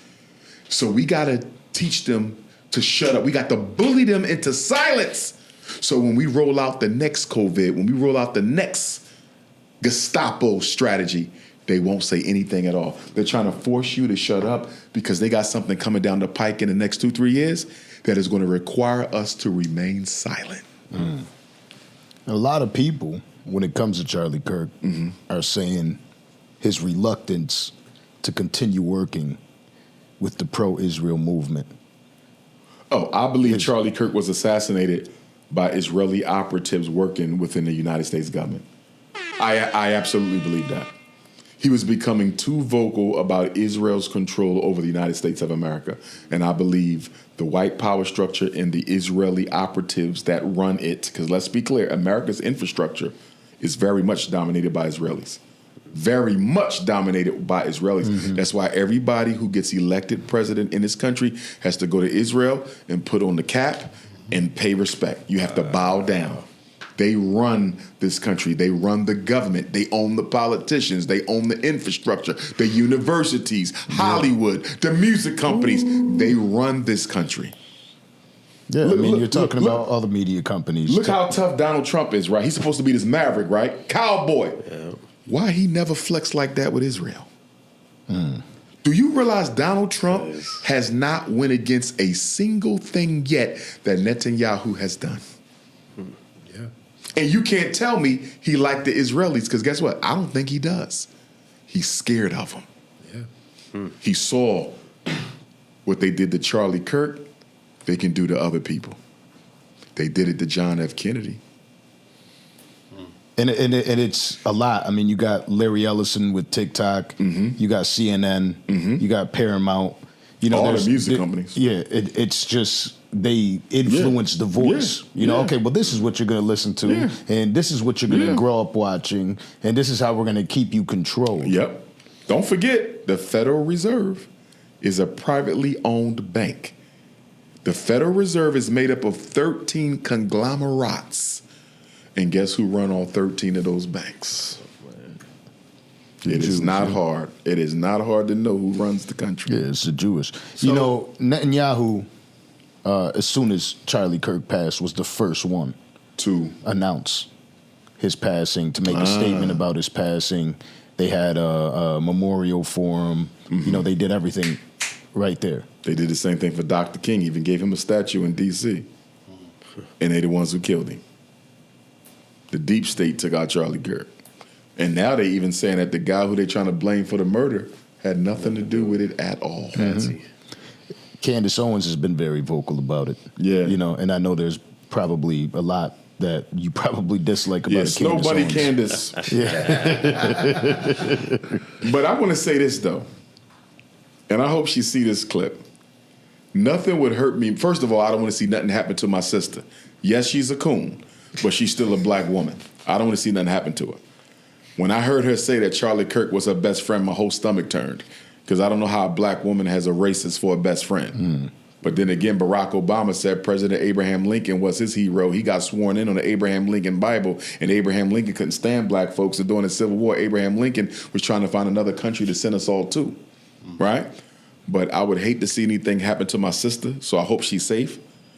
But I'm disappointed that she could be potentially risking her safety to protect the right-wing conservative agenda. You feel me? You're not risking your safety struggling for black people. You're risking your safety struggling for conservative white people who don't give a damn about black people. That does bother me a little bit. But I want nothing but the best for her. I think one day Candace going to wake up. She going to wake up, get some locks, and come back over to the RBG. That'd be amazing. Hey, speaking of Candace Owens, amazing. What do you think of her, crusade against the French president and his wife? What's going on with that? She's in some hot water because she keeps saying that the French president's wife is actually a man. Okay, I saw that. I saw that. And they're filing a defamation lawsuit against her, and that's a big issue for her. That might be clickbait, you know what I mean, for her. That ain't relevant for me at all. You know what I'm saying? I'm dealing with the pros and cons of black liberation. I don't really care about that. You know what I mean? But I just wanted to stay safe, and I'm just disappointed that she's on that side of the aisle. Before we leave the Candace and the Charlies, but there was a very famous exchange about DEI with Charlie Kirk and a young black man in the crowd. And one thing that he said that really struck me wrong. He has a lot of great points when I saw him doing his arguments and his debates and stuff, but there was a lot of stuff just didn't sit right with me internally. One of them, he was saying, and let me know if you kind of agree, that African Americans should be kissing the ground they walk on, and that they should be thankful that were raised here, that they had the opportunity to the opportunity to grow up here in America, because even the poorest African Americans are still richer than Africans elsewhere. That is insane, because it completely discounts how we got here. It completely discounts what was done to us while we were here. And it completely discounts why we are marginalized at this point in time right now. Whenever you hear the white supremacists, whether they be liberals or conservatives, one thing you always have to pay attention to when they have these conversations, they always divorce their analysis from the immediate history. They never deal with the history.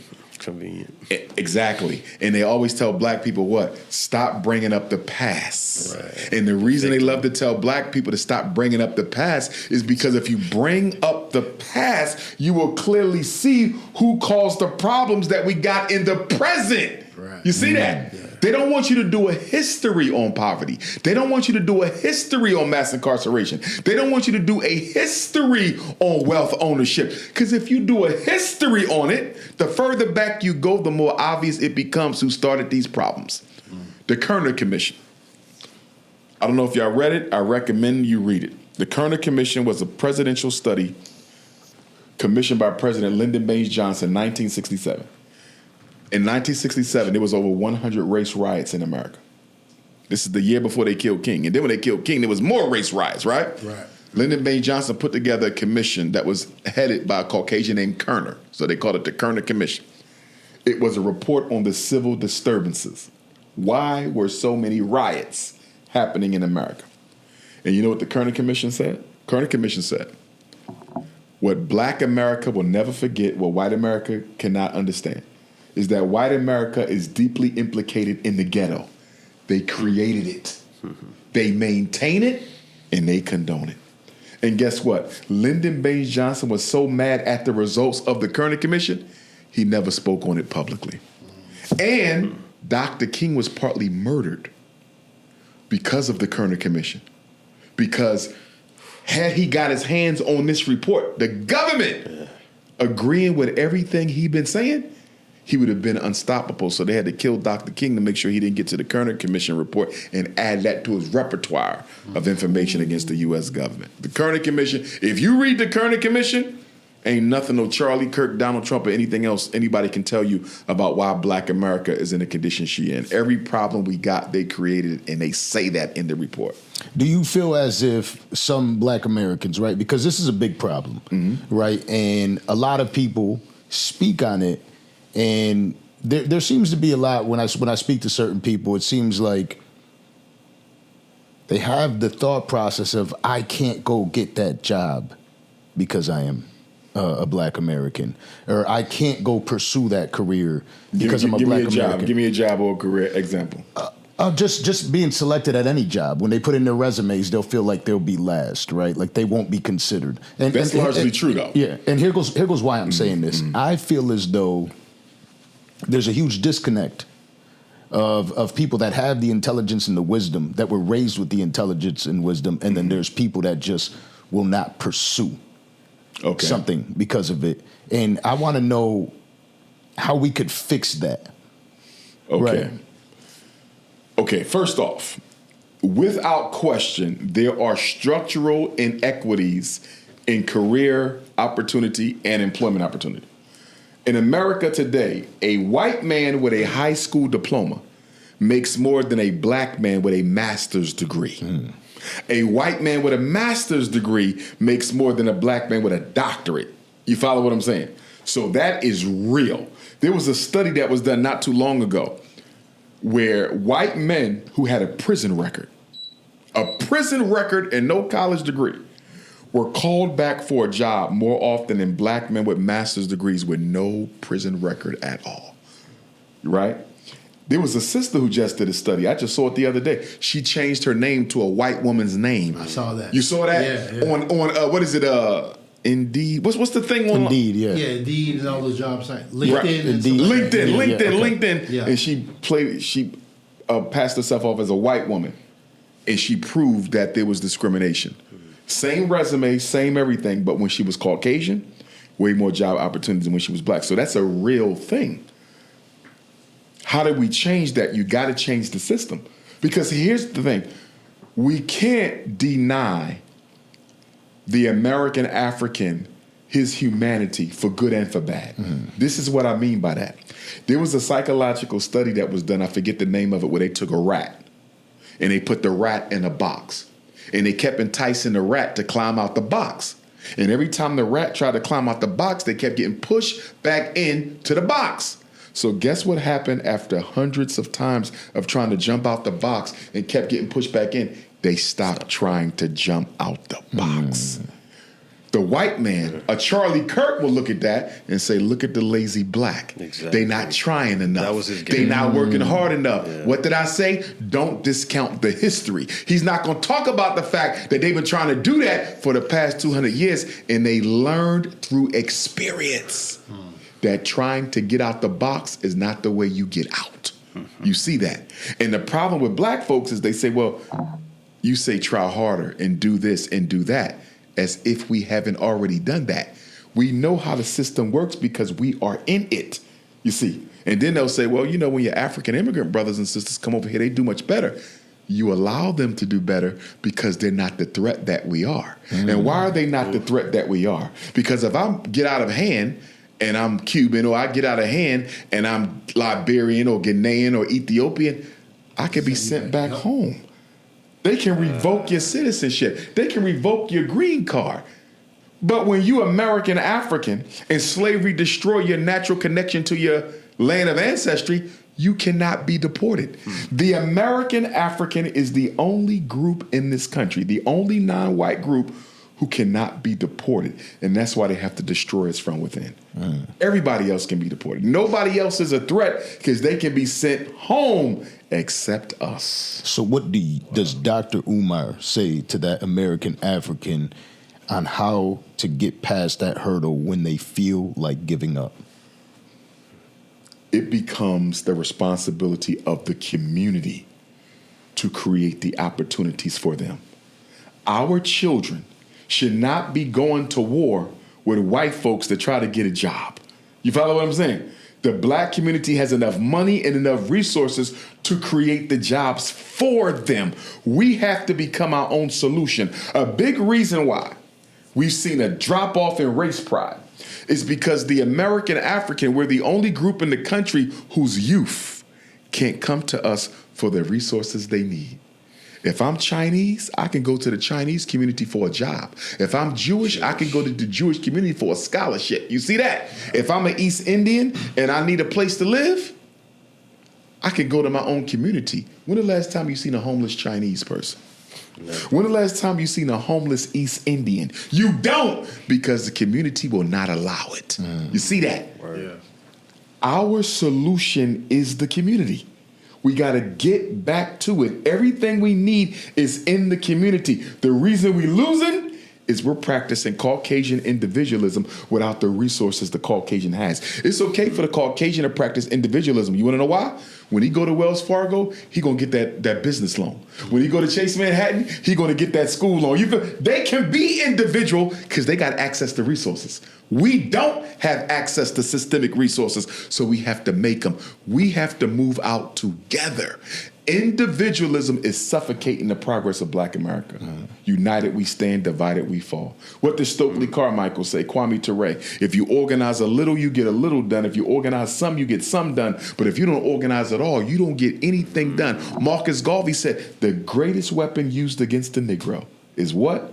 Disorganization. We refuse to cooperate with each other because we have lost faith in our ability to overcome the machine. Most of us will not admit it, but I would argue 75% of the American African people do not believe we can overcome white supremacy. So they have reduced their entire life to surviving the oppressor. Deion Sanders left the HBCU to go coach at Colorado. Did you have an issue with the way that was I did have an issue with that. First, I want to say, shout out to Coach Prime. Okay. I hope he's recovering well from all of his medical situation. You feel me? I want nothing but the best one. Because even though he ain't got a political activist bone in his body, he's a great father. You feel me? Hello. LeBron James ain't got a political activist bone in his body, but he's a great father. I took issue when Deion left Jackson State. In fact, I was contacted by several of the Jackson State players who expressed their disappointment in Deion to me directly. And the reason I had an issue with it is Deion could have changed forever the face of NCAA Division I football. He could have brought the popularity and money of the D1 football program back to the HBCUs. You feel me? He could have brought all of our top tier athletes back to the HBCUs, and he sold them out for 30 pieces of silver to go to a white school that only has 2% black students in a town with 1% black people. I couldn't accept that. And guess what? I believe there was a little conspiracy involved in that Deion had nothing to do with. They needed Deion out of the HBCU system because what happened a few months after Deion went to Colorado State? The United States Supreme Court struck down affirmative action on the collegiate level. You know what that means now? If a HBCU, colleges that were created to do what? Give opportunities to blacks. Guess what? The Supreme Court said you could no longer give racial preference at an HBCU. If they find out that a black student got accepted to Howard Medical, if they found out a black student got accepted to Morehouse Medical, right? Because you black. Right. Mm-hmm. That's why the school was started. They can sue you for reverse discrimination.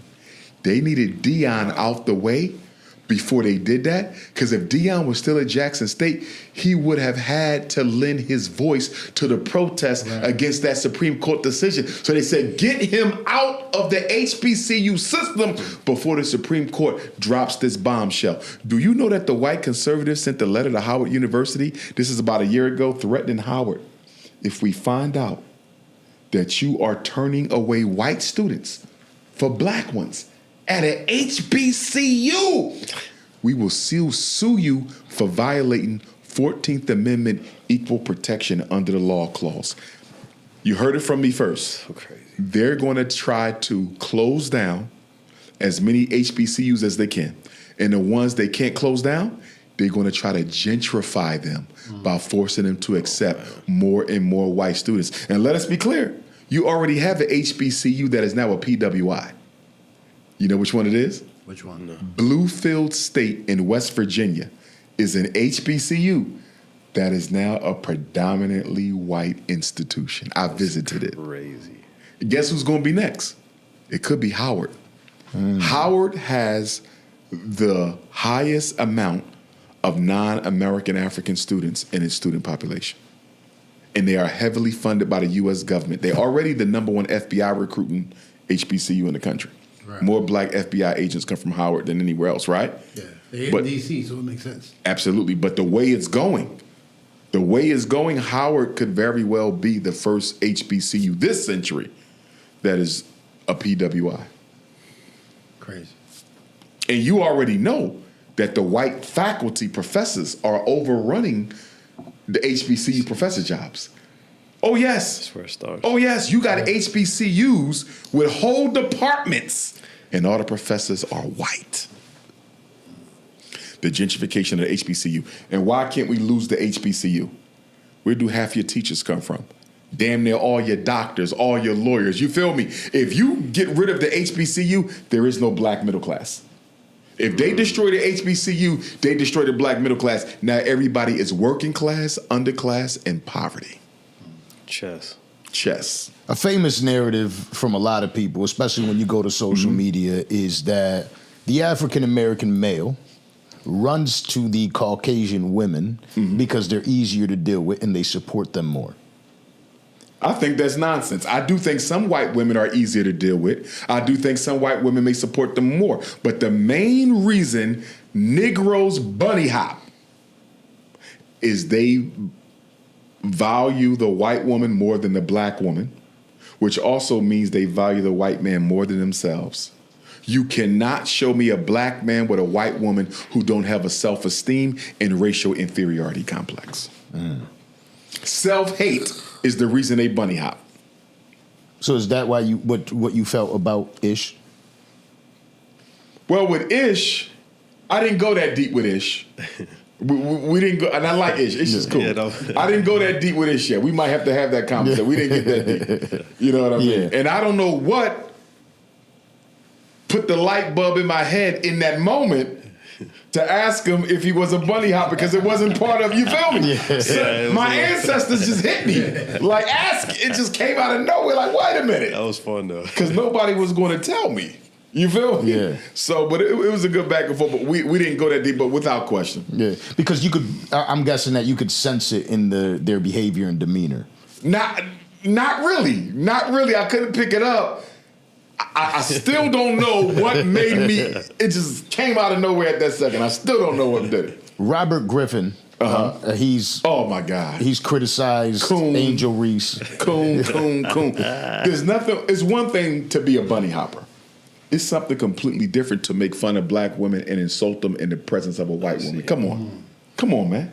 Yeah. You don't sit up here and attack this young sister. She's 22, 23 years old.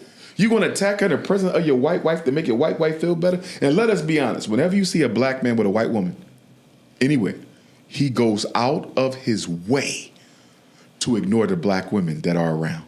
You never see black men with white girls speak to black women. You ain't never seen it. Am I wrong?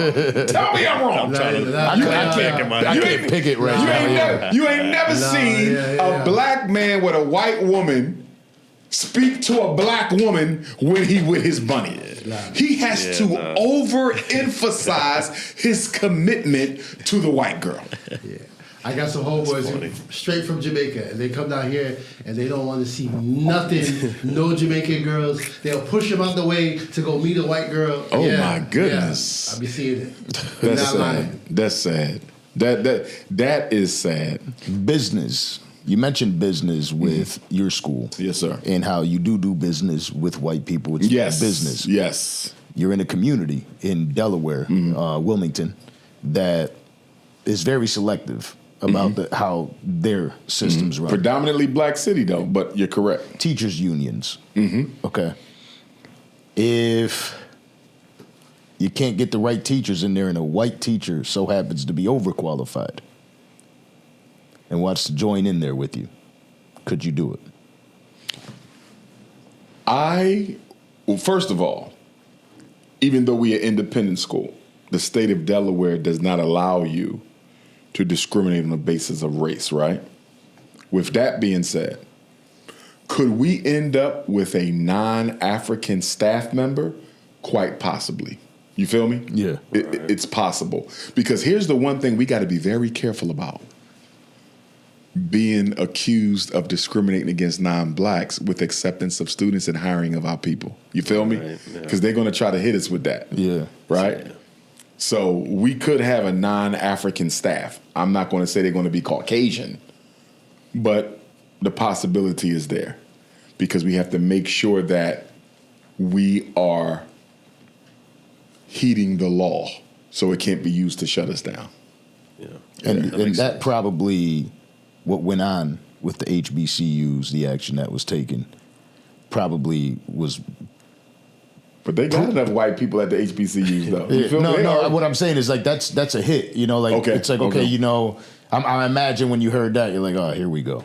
Right. I mean, I kind of already knew it because I looked at law. Like somebody asked me, they said, "Will you have non-black students at the school?"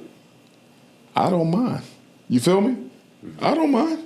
Chinese parent or Asian parent or white parent. Listen, I want my. Come on, just understand what we teaching here. But if you cool with it, I ain't got no problem with that. You don't think there's power in that if there is a Caucasian person that's willing to learn and understand your way?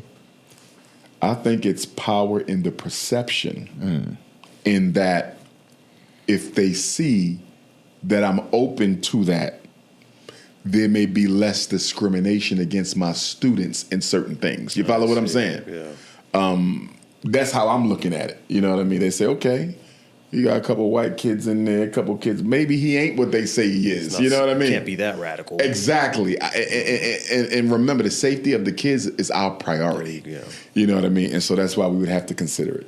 When I speak to a lot of people inside of these communities, right, a lot of people are so hell bent on the streets, right? And I feel like that takes away their mindset takes away from the ability for us ever to unify, because it's like this is where their unity is. I got you. Inside of the gang culture. I got you.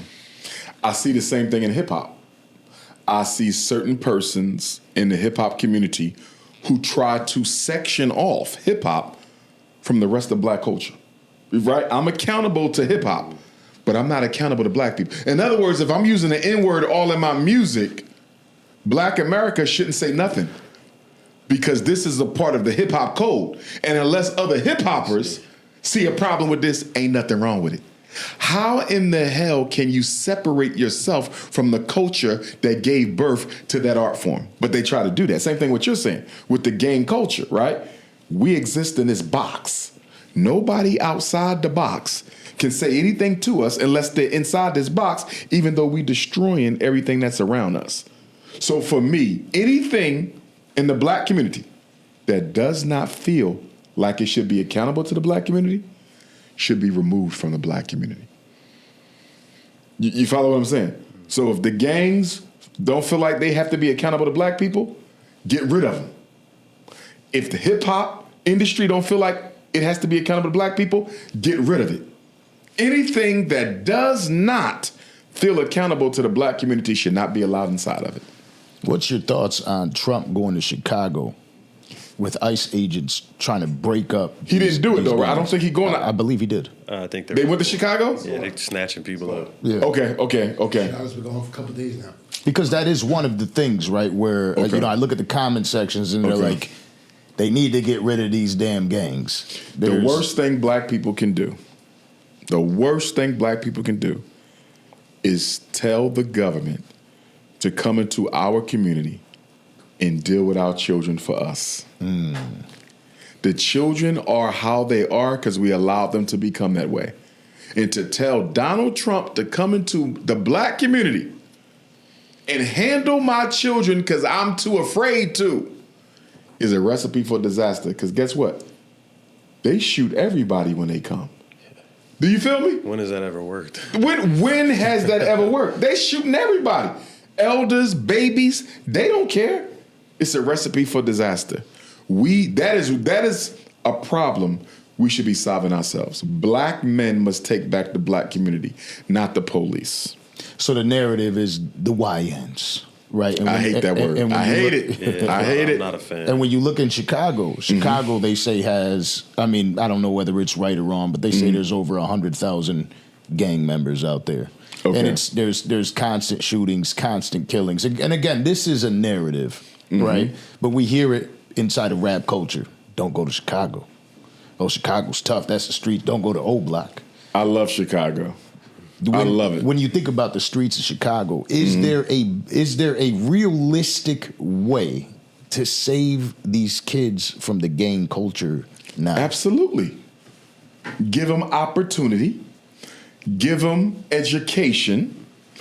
Give them meaningful, relevant therapy by black people. Remember, what's the mother of all crime? Miseducation. What's the father of all crime? Economic castration. What are two of the biggest problems in Chicago? Poor schools and no jobs. Anybody who tells me I want to stop crime in a black community, I don't care if it's Fort Lauderdale, Miami, Philly, Detroit, Chicago, Boston, Atlanta, Houston. If you tell me you want to stop crime in Chicago, but you're going to do nothing about the schools and nothing about unemployment, you are a complete hypocrite. Poverty is the mother of crime. Poverty is the mother of crime. You're not going to do nothing about poverty, but you're going to reduce crime. The only way you can do that is kill people and lock them up. You feel me? That's all you can do is remove. You're not getting rid of the problem. Yeah. You're just removing the bodies.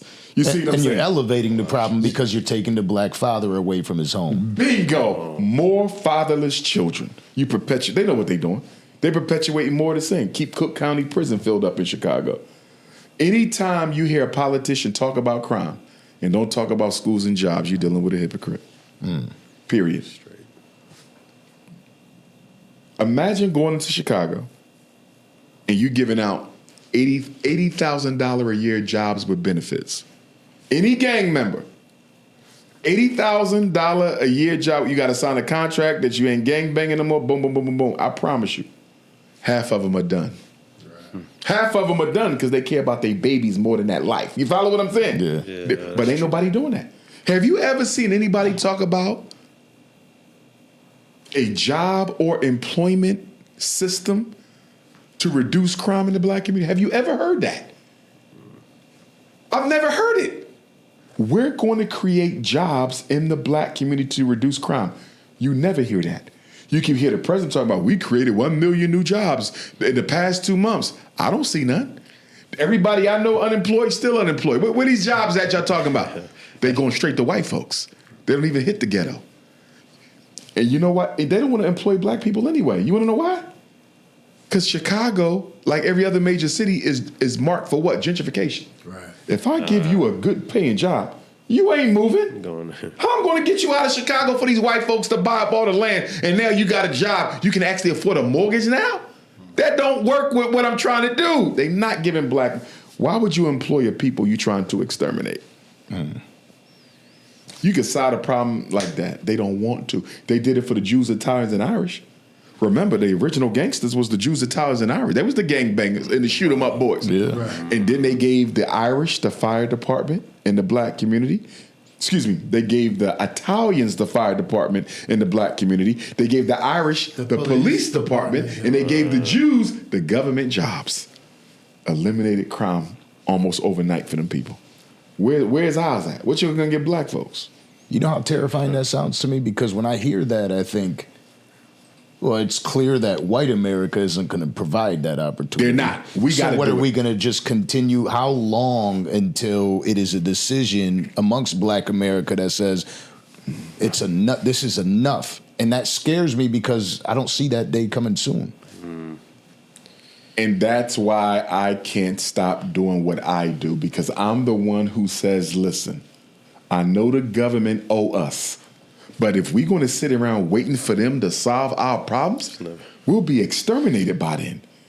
They don't have no vested interest in solving our problem. They don't want us here. The only reason why we still here is an accident of the Civil War. Abraham Lincoln was getting his ass kicked by the Confederacy. And Frederick Douglass and Martin Delany and Sojourner Truth said, listen, you about to let racism cost you your country. You better put black men in this war, and you better put them in quick, because if you don't, y'all gonna lose. We saved the country for him, and as a result of that, he couldn't kick us out. And you know the mistake we made at the end of the Civil War? Guess what we should have did? What? At the end of the Civil War, we should not have traded in our guns to become civilians. We should have said to ourselves, if we can beat the Confederacy for the Union, why can't we beat the Union for ourselves? I really wonder what would have happened if we would have said, fuck this, we taking the country. Got the guns. I really would love to see if we could have done it, because I believe we could have. I believe we could have took the whole country. That's one of those things from history where I wish we could relive it. So we only here because we saved the white man. But they never wanted us here. Not even Abraham Lincoln. He was trying to get us off to Panama, to Haiti. He didn't want no blacks in him. When the Civil War was over, we was all supposed to get on ships and be taken away. That was Abraham Lincoln's plan. Did not know. Barack Obama don't talk about that, though, his hero. He don't talk about that. But to your point, we have to solve the problems. Nobody's going to solve them for us. So for the Pan-Africanists and the Garveyite, we understand that. We're like, let's do this. The problem is so much of black America is complacent. Religion has taught them Jesus is going to come solve it, or just keep voting and the government is going to come solve it.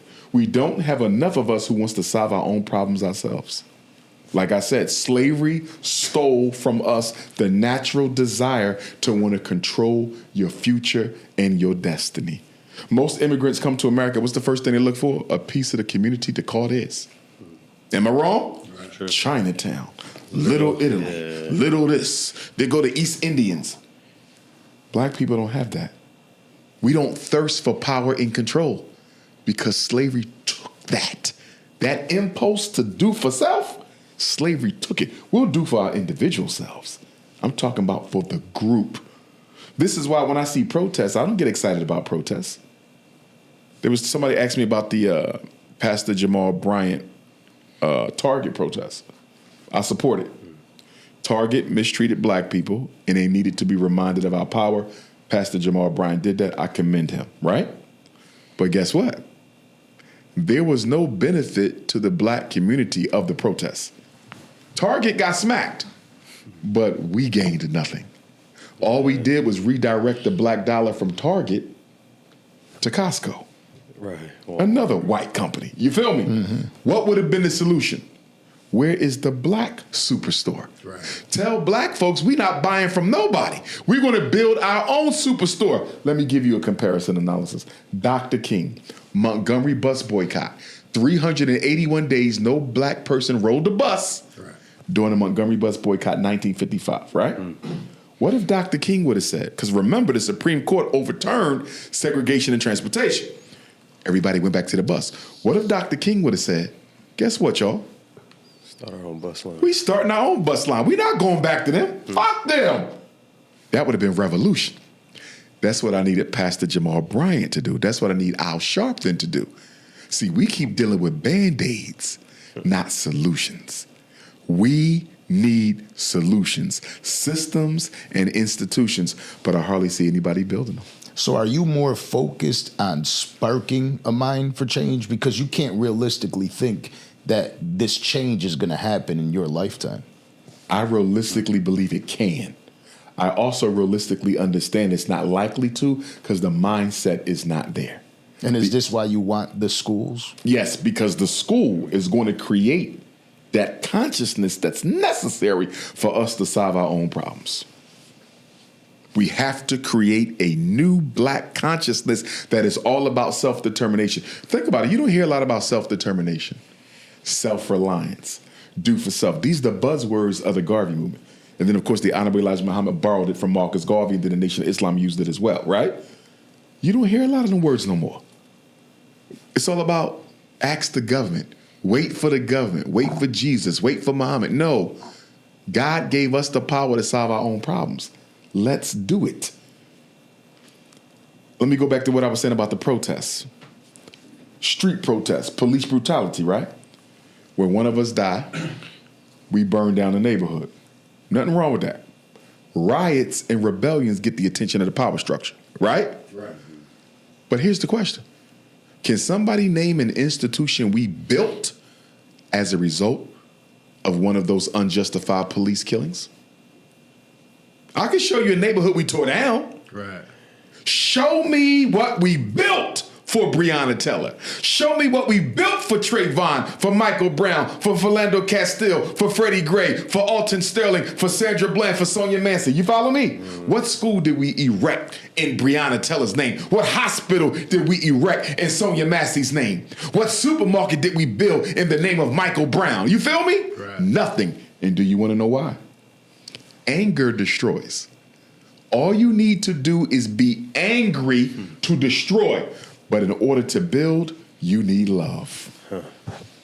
You need love to build. And the reason we ain't built shit in the name for none of our fallen brothers and sisters is there's not enough collective black love to want to create. So we only destroy. And when we destroy, we're not destroying for justice. We destroying because you're mistreating me. You see that? Right. That's two different things. That's like you got your lady and your lady mad at you and she tear the whole house up, but she don't leave. She didn't tear up the house because she's ready to leave you. She tore up the house because she wants you to treat her better. We have temper tantrums. We have temper tantrums and tell the white man, treat me better. I don't want you to treat me better. I want justice. Allow me to do for myself what everybody else is allowed to do in this country for themselves. And then the black bourgeoisie is a big part of the problem because the black bourgeoisie always misrepresents what our true focus should be. Like take Swollen Martin, right? Swollen Martin keep talking about voting. He ain't talking about building on institutions.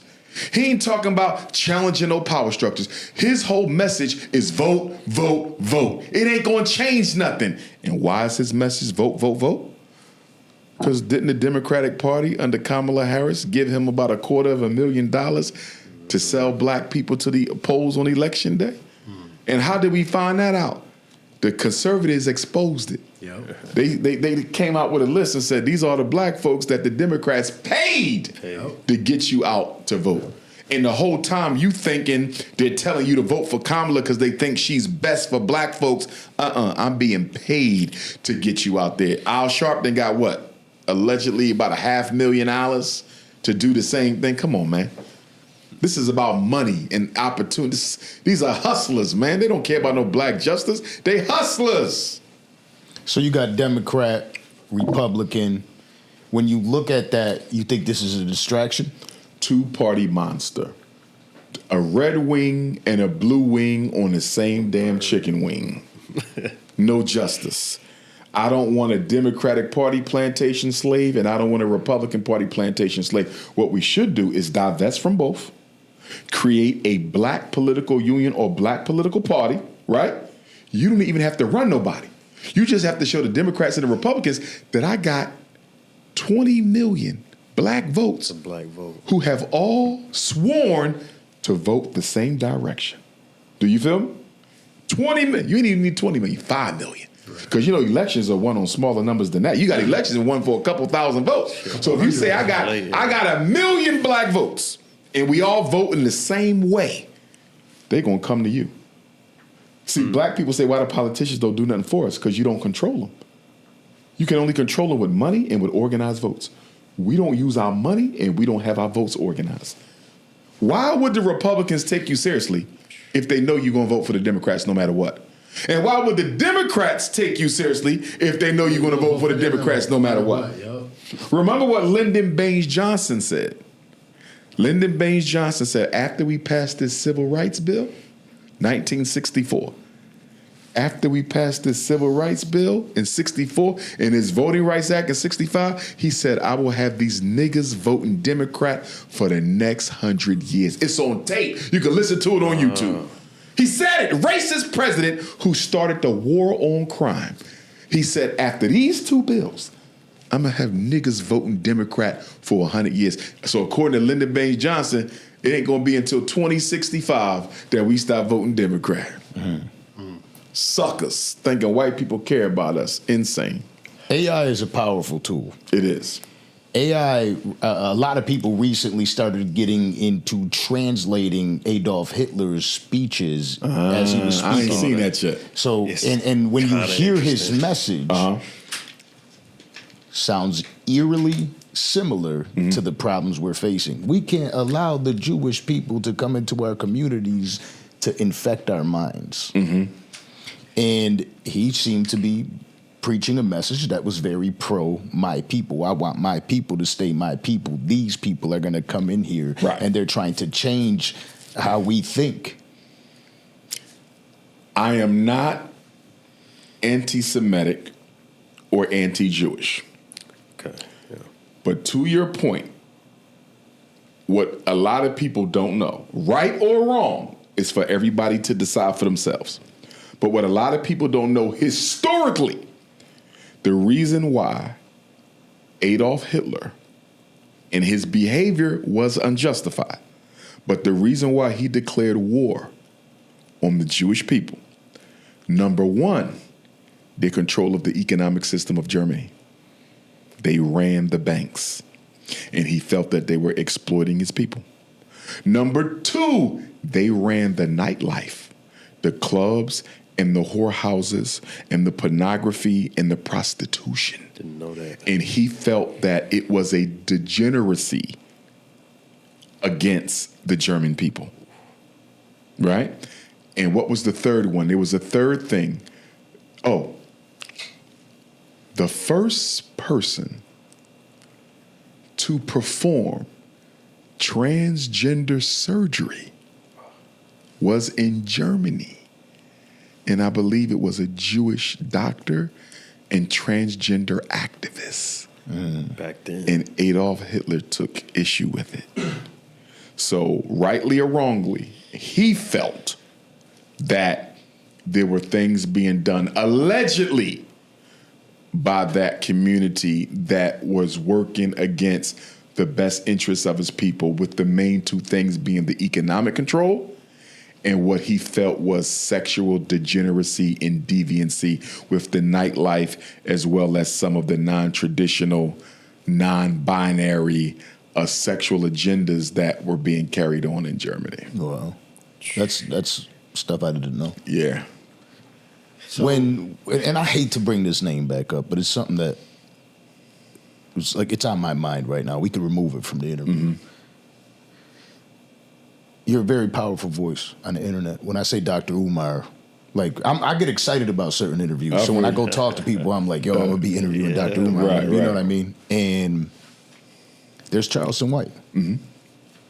Very, very powerful voices that when you speak and they watch an interview, it gets through. Mm-hmm. There is the separation. There's a lot of negative he said about you. Do you have any idea why he has such a poor view on you? He's not alone, so I can't say it's uniquely him. There's others. You know, the way I see it, the sun is the center of the solar system. So the sun going to get all the attention. I'm a Leo. I'm the center of the black conscious world. So everybody has to define themselves off of me. And everybody does, right? Everybody got an opinion, pro or con. And so for me, it's just par for the course. I have to accept the fact that you're always going to be evaluated and critiqued fairly or unfairly because of the place that you occupy in the movement. It just comes with the territory. So every new guy going to have an opinion. Every new sister going to have an opinion. Every struggle streamer is going to have an opinion. It just comes with the territory. You know, my thing is, because I've been asked a lot to do things with different people. Mm-hmm. And my whole thing is, what are they doing for the people? Because not only am I building the school, I've saved more black children from the school to prison pipeline than any black person walking this earth this century. Man, woman, pastor, politician, psychologist, educator. There's no person in this country this century who saved more black kids from the school to prison pipeline than me. Nobody. I hang my head on that. So when you say, I want you to sit down with this person or that person, what have they done for the people that gives them the right to share space with me? You see what I'm saying? Yeah. It's not a personality arrogance. It's not a credential arrogance. It's not, I'm a doctor and I got 3 master's degrees and they not credentialed. That's bougie shit. Where to work at? Show me what you doing, not what you saying. Even when I hear people call me a thought leader, I take issue with that a little bit. I'm not just no damn thought leader. I'm active. I'm boots in the ground. You say a thought leader? What you mean thought leader? Cut me short. I'm out here. You say, I'm in the prisons. I'm out here. You see, so my thing is, I would gladly share space with any of them if they can show me what they're doing. I'm not asking them to do as much as I do. They can't. But show me something. But if the only thing on your resume is interviews, that's not enough. Because I do more interviews than all y'all put together, and I still outwork all y'all put together. That should not be the case. That should not. As much as I travel to speak, there's no way I should be outworking everybody else in the conscious community. And I do. There's nobody you can name in the black conscious community who does more for black people than Dr. Umar. Nobody. Nobody. It ain't even close. Nobody. East Coast, West Coast, down south, up north. Who does more than me for black people? And if you say black children, it's a wrap. You feel me? You can't even mention anybody else if you say black children. So that's my only thing. Yes, we can share space once you get a grassroots resume that includes more than giving your opinion. How much do you believe that therapy is one of the things needed, right? We look at, I love speaking about men's mental health. Yes. Yes. The statistic is 1 man in every 11 seconds or 12 seconds takes his own life. Oh, for sure. For sure. It's a huge problem across all races, Yes. right, for men. Yes. But when you look at the minority communities, the underfunded, the undereducated, it's even stronger, right? How much importance do you place on therapy? A lot. Here's the problem.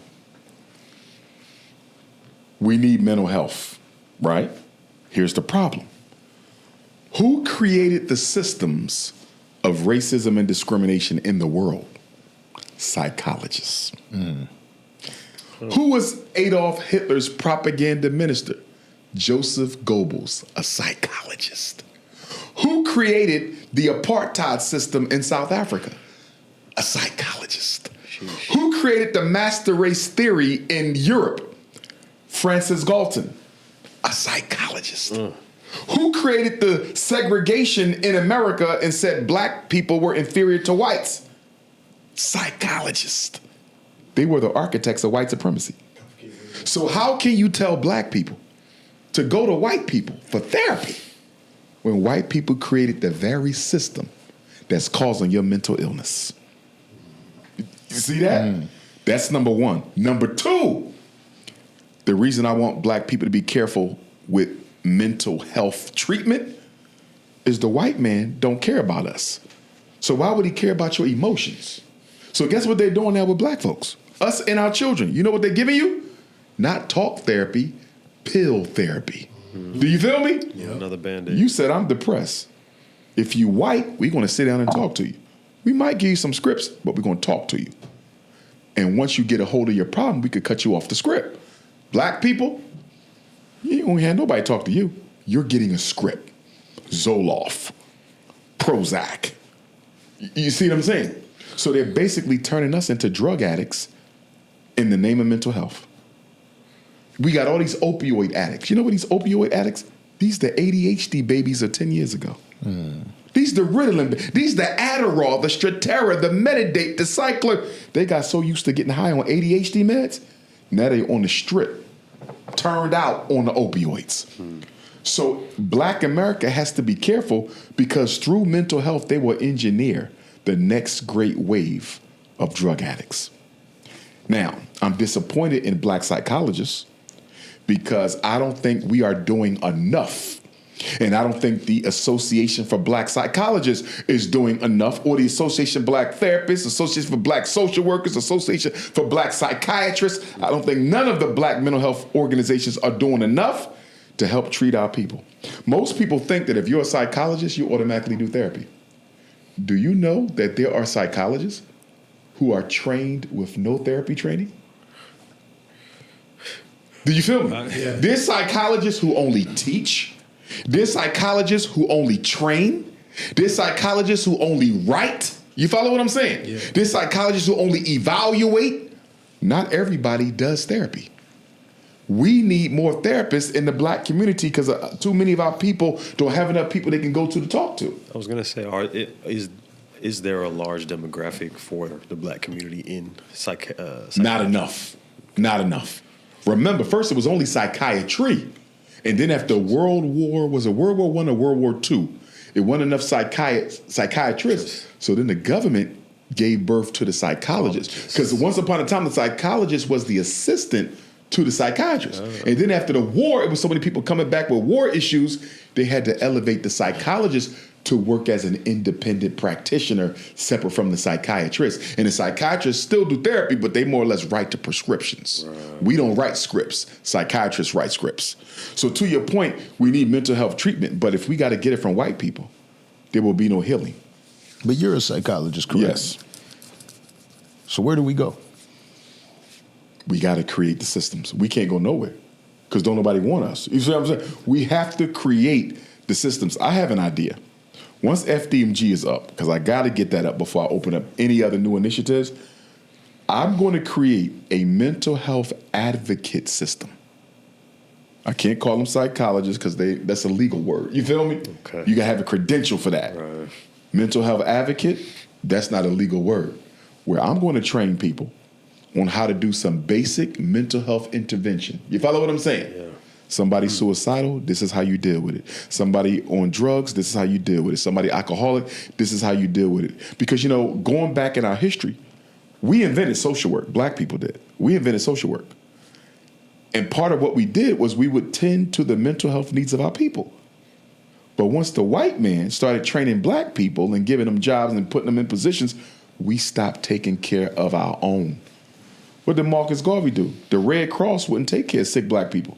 So Marcus Garvey created what? The Black Cross. You see what I'm saying?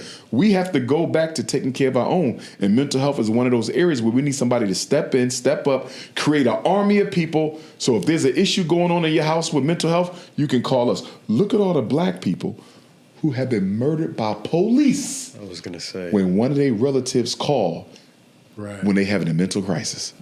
Do you feel me? Yep. Look at, bro. I hurt. You know why? Why are they calling white police for a black person in crisis? You mean to tell me there's no number for us? There's no number that you can call to get somebody black to come and deal with that? You got to call the police? That's on us. We need organization at every level.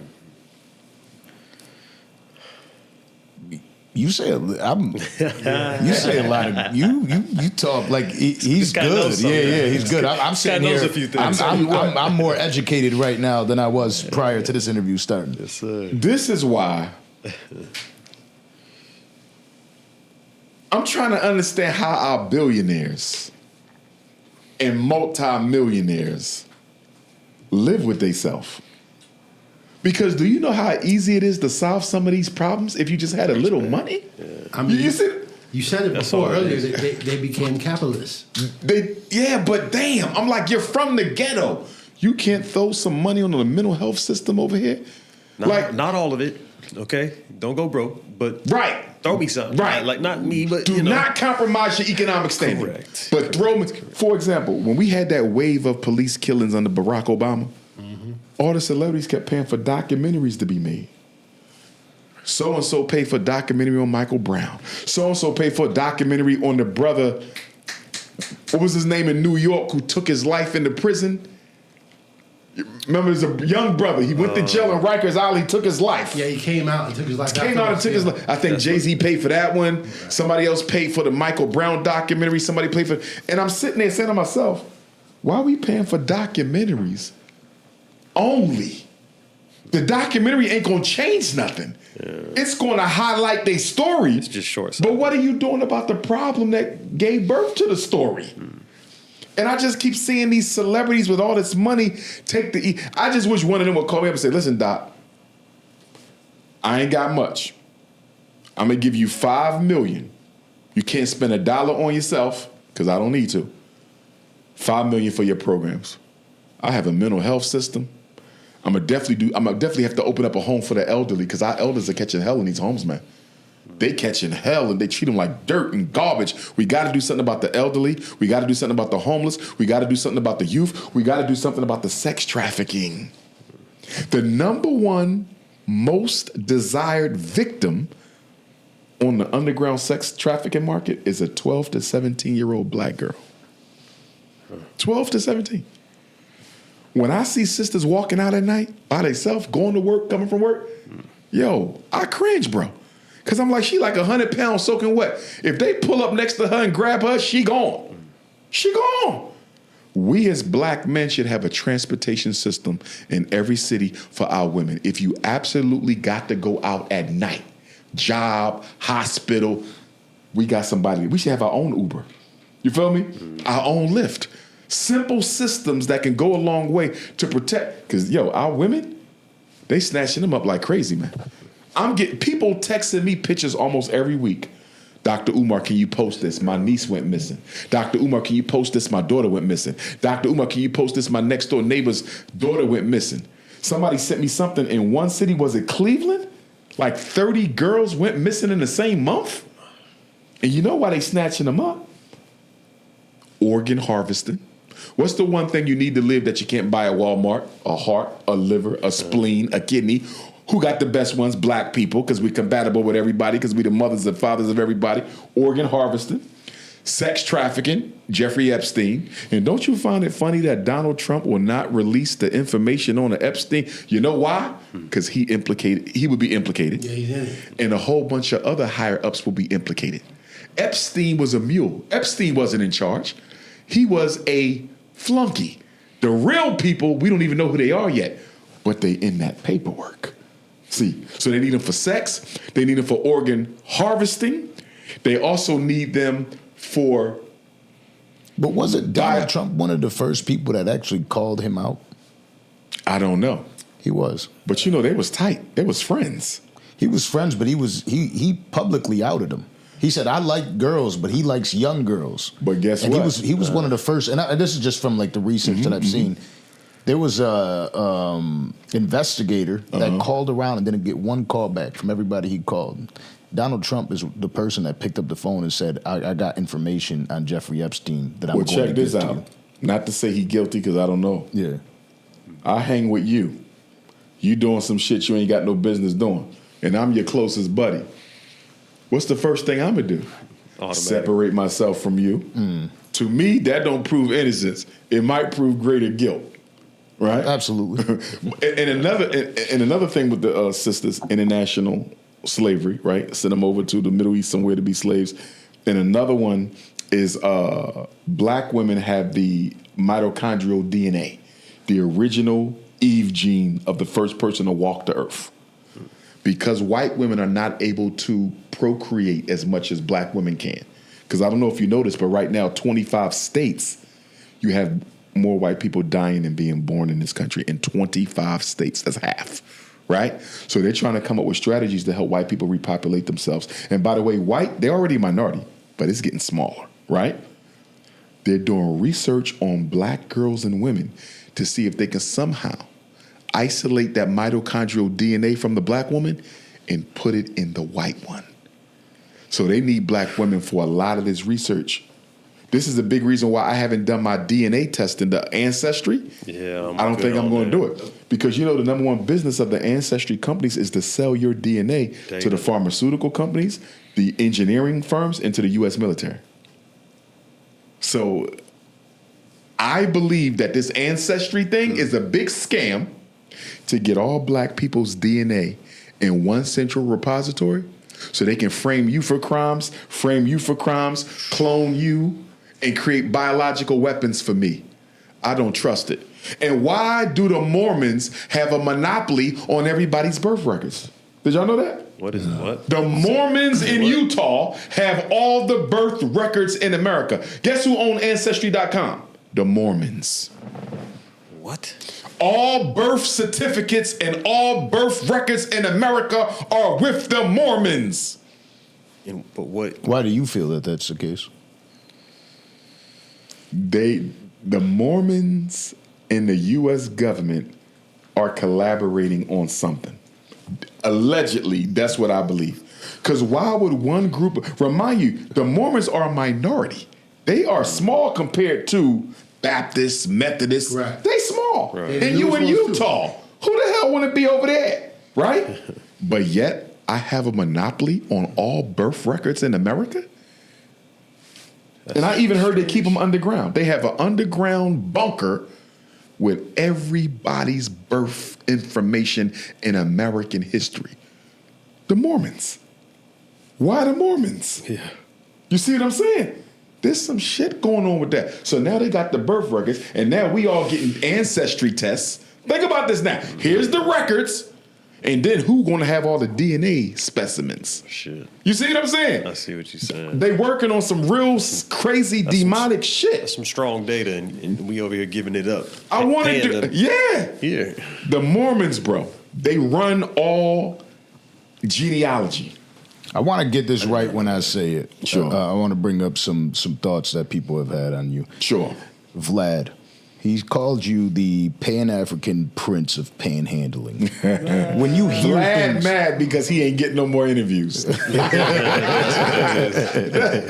why Vlad mad. when you hear things like that, do you just laugh it off? Or I do you laugh take it off. I laugh it off. Sometimes it be funny. Yeah. You got to have a sense of humor, otherwise you crack. You know what I mean? Yeah. Tariq Nasheed once said that he put you on. Everybody knows that's a lie. Everybody knows that's What's a lie. your response to when people just have those types of narrative on you? Once again, the sun is the center of the solar system. Everybody has to define themselves by me. Whoever hold that spot, everybody has to define themselves by me. You and Kevin Samuels had a back and forth prior to him passing. Because he was stealing my content. Whoa. Rest in peace to Kevin Samuels. But a lot of what came out of his... If you watch my relationship talks, Right. he regurgitated a lot of my stuff word for word and then tried to hate on me and you stealing my content. Have you ever had a chance prior to his passing? It wasn't bad blood though. You know what I mean? It wasn't bad blood. It wasn't bad blood. He just said a couple things, and even when he said a couple, it wasn't that bad. It wasn't that bad at all. You know, I just hurt for the fact that, and here we go again with the bunny hop. Allegedly, he met his demise while he was either with or shortly after he was with a non-black woman. That you see what I'm saying? Like, you a relationship expert. How you end up with a non-black chick and you pass away in her presence or shortly thereafter?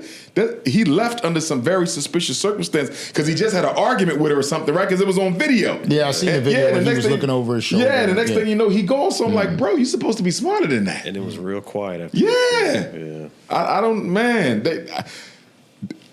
I don't know why they willing to die for non-black vagina because there's nothing better than black vagina. I don't understand. The blacker the berry, The sweeter the juice. I don't understand it. Fresh and Fit. I'm not giving up chocolate Cinnabons for nothing. Fresh and Fit, they claim that you wouldn't come to their show because they hosted Nick Fuentes. Oh, that had nothing to do with it. And fuck Nick Fuentes. I don't like him. But that ain't had nothing to do with it. The reason I didn't go to Fresh and Fit is the same reason why I didn't go on, who's the guy, Brilliant Idiots with Charlemagne, the white dude? Andrew Schultz. Andrew Schultz. I didn't go to Andrew Schultz and I didn't go to Fresh and Fit for the same reason. And that is, once I agreed to go to Andrew, he goes on somebody's podcast, was it Shannon? And he made some disrespectful comments about black women because people kept sending me the clip. Oh, yeah, it was his podcast. Right? And I said, there's no way I could go on a white man podcast who disrespected black women. And what did it for Fresh and Fit, they had an episode where they had a couple sisters on there. And if I'm not mistaken, they got into a fist fight. Yeah. What the fuck? How you get Asian into dolls. a fist fight with black women, bro? And was calling her all kind of bees. Bro, how can Dr. Umar come sit with you? You don't want to sit with after you do that. Come on, man. Because by the way, I get requested to go on all the white podcasts, the top ones. Not Joe Rogan, but most of the other ones. And the reason I can't bring myself to go is I'm like, I'm real. We gonna talk and I'm gonna educate you. But is that gonna change your behavior towards black people? You see what I'm saying? Like, what is the benefit of this? Yeah, what are we doing? Because you racist now, you're going to be racist after we talk. So what's the benefit of it? See, Piers Morgan, y'all know who that is. Mm-hmm. Yeah. He invited me on his show several times to be on these panels. The panel Mark Lamont Hill was on. And Mark Lamont Hill did a good job on the panel. But Piers invited me to be on that panel. I said no.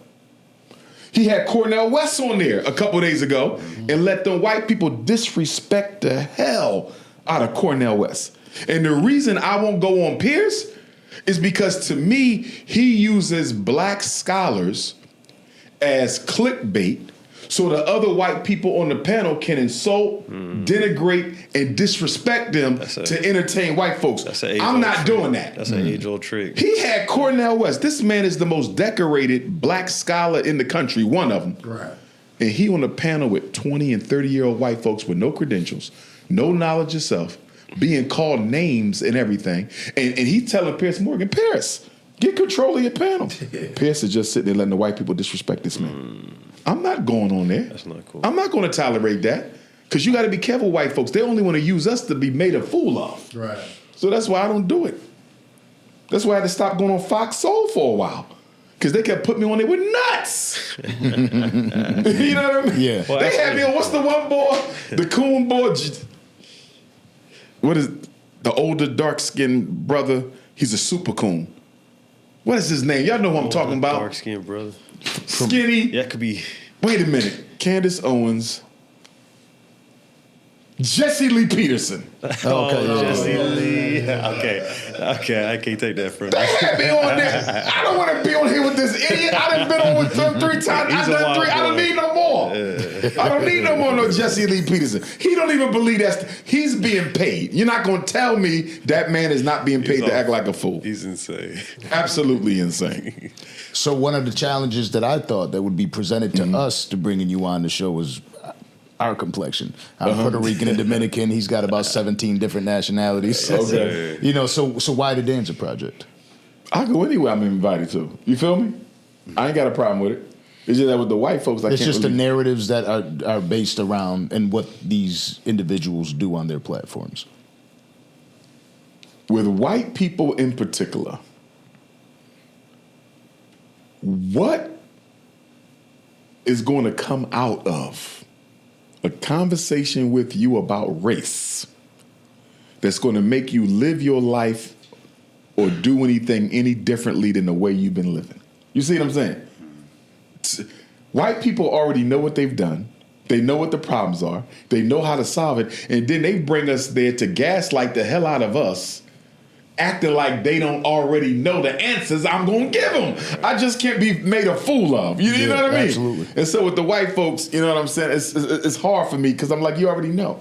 They be like, debate this white person. I'm like, if you pay me, but otherwise, this is a waste of my damn time because they already, Nick Fuentes know what white people be doing to black people, but he got to play stupid. Charlie Kirk knew what white people be doing to black people, but they don't care. And so they got to play stupid because we fall into a trap. White people always trap us into making you prove to them racism exists. You notice that? Whenever we get them, the first thing they waste the whole show. Yeah. You got to prove I'm racist. Nigga, I'm not proving nothing. We're starting from the premise you racist. You see what I'm saying? I'm not going through that. I'm not going through this whole thing to prove that you racist and don't like black people. Get out. We starting from there.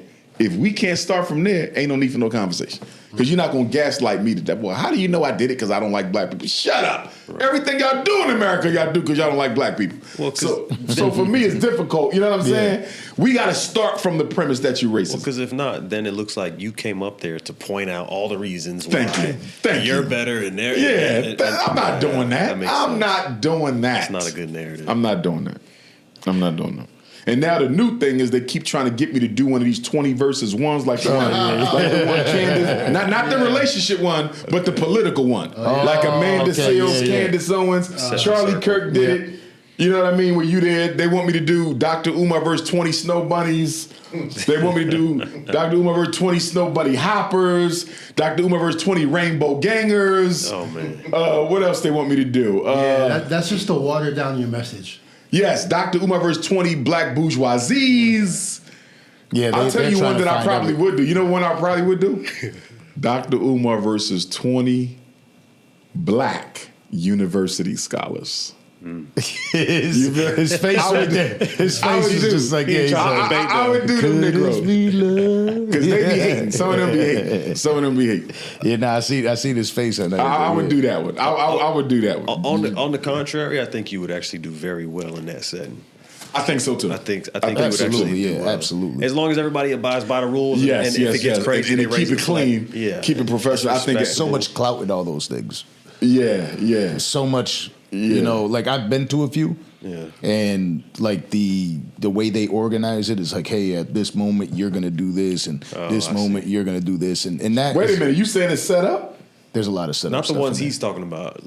You're talking about like the social media. The thing is clout, right? In general. So it's not you said it ain't a natural. Not all the time, no.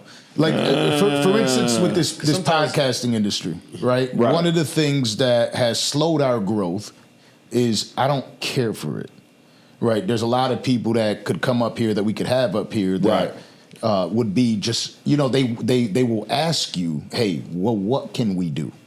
to help make this thing go viral? I got you. You know, how can we, like, what type of stunt or scam can we do to help this go viral? Let me tell you how I understand what you're saying. I was once a guest therapist on the Real Housewives of Atlanta. What's the main sister there? Beautiful, dark-skinned, tall, the model chick on the Real. I don't even watch. What is her name? Real Housewives of Atlanta, the main one. Who, Nene? Well, I don't know. Real. Let me see. Let's look it up. There's so many seasons. Damn, what is her name? She's a model, fine, brown skin. Before Nene leaks in them, she's still there though. There's a girl named Kim. Let me see the cast. Let's see. Damn, what is her name? I thought y'all would know it. I never. Nah, man, we met.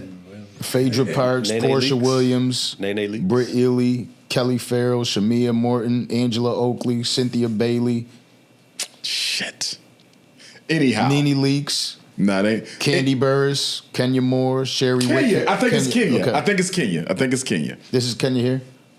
Boom. Yeah. I was her therapist, right? Bad as shit. But listen, she carried the role like, oh shit. But anyhow, you know what the producers try to get me to do? I'm doing my therapy with her, right? Right. They cut and they say, we need you to yell at her. I don't do that when I'm doing, what? We need you to get him. That's not what, listen, I thought this was a reality show where I'm being a real therapist. They wanted to dictate to me my dialogue with her. I said, I can't do that shit. They wanted me to act a fool. Right. No. Literally, yeah.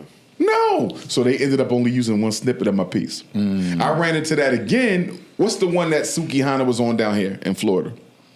Bad girls or baddies? No, not bad. She was on the Real Housewives of Miami. What was the one, Suki? It would be the Real Housewives of Miami. Hip hop. Love and Hip Hop. Was it that? Yeah, maybe. Those producers contacted me and they wanted me to do a counseling session with Suki, right? They said she was coming into her consciousness, boom, boom, boom. No problem, let's do it. Guess what? They say, we gotta coach you. Nigga, how you gonna coach me? And I'm the therapist. So they wanted to do the same thing that they tried to get me to do in Atlanta. So I turned it down. I said, I'm not gonna do that. If me and Suki could sit down and do a real therapy session, it's gonna be nice. If y'all just let us do it, I promise you'll get your content. Oh no, we gotta coach you through it. Come on, man. Now, I wanted to do this before. I've talked to Suki about it. Because I'm a huge fan of Suki. We've had her up here. She's literally... she's from Wilmington, Delaware, where the school is. Really? She's from Wilmington, Delaware. You know, it's crazy because we just did an episode where 6ix9ine like really attacked Suki because they have this beef going back and forth. I didn't know that. And I'm this was just the other day, and I'm continuously like, I love you, Suki. Yeah. Because I love Suki. Right. Like she's honestly one of the greatest personalities I've ever met. Yeah, she's a beautiful personality. And that was one of the shows. I was like, how cool would it be if we were able to sit down with Suki and Dr. Umar? Because she's fun. She's fun. What are your thoughts on? I like Suki. I like her. Good sister. She's awesome. I want her to transition, right? But I like her. She has a lot of potential and a lot more to offer. And I can't wait until she taps into her feminine divinity. Because I think she can really save a lot of women and a lot of girls. I shared this with her. And I know it's coming. Because when I talk to her, and it's only been a few times, we ain't spoken in a while, I can just feel her potential. She can do some of the kind of work I do type stuff. You know what I'm saying? Yeah. And she's conscious too. And she's conscious. You can tell that she wants that, that betterment. Yes. That what's on the other side. Yes. Like I've heard about it and I've seen it. I just don't want her to wait too long before she turned the corner. When she comes into the consciousness, I want her to still be young. I don't want you to come into when you're 50. Then people start saying, well, she only did it because, you feel me? This ain't popping over here no more. Yeah. I want her to do it while she's still on top. But I think it's coming though, because she got a lot to offer the world. A lot. Oh, Suki, let's go. Yeah. And then we were on these shows having a lot of fluff in it. You know, and it's just that's just the reality. I love the fact that when we sit here and we do podcasts and have organic conversation. It's organic. It's organic. I might have 100 questions to ask. I might ask 12 of them. Because the rest of it is based on, okay, we have an individual on our seat. I want to learn. I want to see who they are. I want to talk to them. I want to have a great conversation.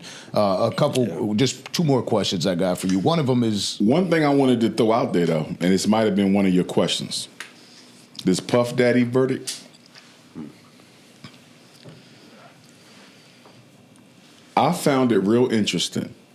And, of course, he got 4 years minus time served. That'll probably be 3. With the feds, I don't think you can get out early, right? You got to do 85. He will more than likely be home in October of 2026.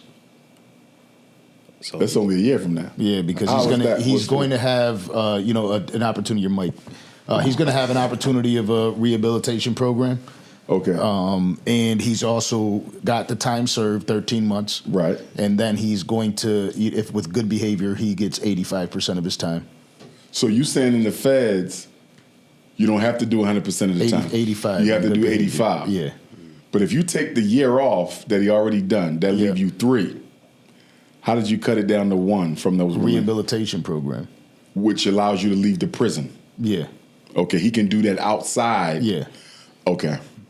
So you're a halfway house type thing. Yeah, so he could be home as early as October of 2026. I've seen he could be in a rehab as early as October. I believe he could be out if he does the rehabilitation program. I'm not 100% sure. But you're saying the rehab program can shrink your time. Yeah. I didn't know that. Yeah, that's been a lot of the conversation amongst legal experts saying that he should be home in October of 2026 as long as he stays with good behavior. I thought it was interesting that in the verdict or in the sentence and in the assessment of the sentence by all the legal experts and so forth and so on, they keep bringing up the Cassie video. It almost makes you feel like his sentence was based on kicking Cassie, not the interstate solicitation of prostitution. I mean, the judge said it when he gave his statement for the sentence. He said, based on your prior behavior and your resources and so on and so forth. And the reason I'm bringing this up, because I said this prior to his conviction, Puff Daddy is a social experiment. They are trying to see if they can get the American public, black people in particular, to allow the courts to give out a sentence based on a crime for which that trial has nothing to do with. Do you feel me? Oh, yeah. Puffy was sentenced for what he did to Cassie, even though that had nothing to do with the federal indictment. And because they got away with it, you're going to start see more black celebrities go to court for this, get convicted for this, but I'm going to sentence you for that. There is no way legally that the Cassie situation should be getting brought up in this federal case because domestic violence is not a federal charge. You follow what I'm saying? Right. It should not even be involved in the conversation. And for them to invoke that in the sentencing clearly tells you that we mixing apples and oranges. We don't care what you got convicted of. We're going to punish you for this because we do not like it. And I think that's very dangerous territory because that means you can now start going to jail for something that had nothing to do with the charge that brought you to court in the first place. Now, they actually added an enhancement on his sentence for something that he was acquitted of. The judge because he was acquitted of the RICO. Yeah. And he was acquitted of the sex trafficking. Yeah. He was only convicted for the prostitution, paying people for sex. Yeah. And they added an enhancement. It was a coercion enhancement in Diddy's case, which gave him more time. Okay. And his lawyers are now disputing that, saying you can't just add something that he was actually acquitted of to sentence him for longer. And with the prostitution charge, they invoked the Mann Act, if I'm not incorrect. And you know the Mann Act, that Interstate Sex Trafficking Act? Yeah, that's the big one. You know that was created for Jack Johnson. The first heavyweight box, because remember, he was running around with them white girls. So they created the law just to go after him. And so now, if you are a prominent black man, or any black man, If you have women flying in to see you, Cross state lines. you got to be careful now. Because even though this was a consensual whatever, they can, because remember, the law doesn't say they got to get paid. The law said the transport of women for immoral purposes. So now you can start convicting men on the Mann Act because a woman flew from another city out of your state to come and see you. So this is going to get real, real funky now that they got away with doing it with Puff. Especially because you could now go back in time and pick any man you celebrity want that isn't abiding by your rules. She flew from Cali to Miami. She flew from Detroit to Atlanta. Yeah, all they got to do is get to the woman. Boom. And that's what they did to wrap. Bill Cosby. Yeah. That's what they did to Bill Cosby. They got to the women. And that was my question I was going to ask, and it was about Kanye and your thoughts on Kanye, and also on Kanye being the only celebrity that showed up for Diddy. Yes. I respect him for being the only celebrity for showing up for Diddy. I respect Kanye for being the only black billionaire celebrity to publicly expose the Jewish control of black entertainment and live to tell about it. You feel me? I will always have to respect Kanye for that.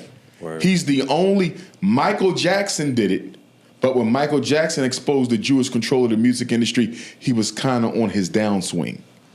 Kanye did it while he was still at the top and lived to tell about it. Now, it ain't without his repercussions, because I heard him in one interview, Kanye said the reason he ain't had no concerts is they keep on getting the venues to cancel his shows. You feel me? So Kanye, he was on one interview like, the reason why I can't do no concerts, they keep on getting all my concerts shut down. So he got to find out how he going to do his concert. He might got to do it in a park or something, or on a ship. I don't know. He might got to do a Kanye cruise. He'll do it too. You feel me? But I respect Kanye for his courage. He stood up for Diddy. He stood up to the Jewish control of black music. My issue with Kanye, the reason why I don't think he's being completely honest with his quote unquote revolutionary energy, and I do believe his father was a Black Panther, if I'm not mistaken, he keeps the snow bunny on his arm.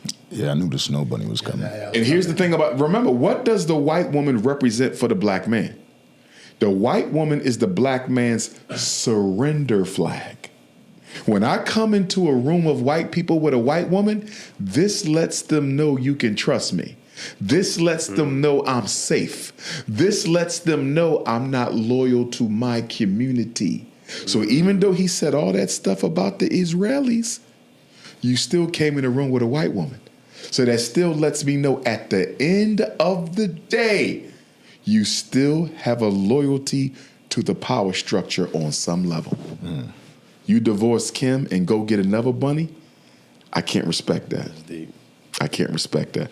Now, when he get a black woman and he keep talking the way he talking, he gonna get a lot of props from me. But as long as they see that white woman on your arm, they do not have to take you seriously. I don't care who you are. When you show up with the white woman, the power structure knows we do not have to worry about him. That might be his scapegoat. It is. Because if he does show up with a powerful black woman, that might be the end of Kanye. Thank you. Thank you. The white woman keeps him safe. Yeah. That's wild. Snitching culture in the black community. My issue with the snitching culture is this. The snitching culture originally came from revolutionary culture. In other words, you don't snitch on the brother who had a shootout with the police. You don't snitch on the activists fighting against the racism. You follow what I'm saying? You don't snitch on the Panthers. You don't snitch on the Black Liberation Army. The problem is, once the Panthers and the BLA and the liberation struggle phased out in the 70s, right? The snitching culture got passed on into the crime culture.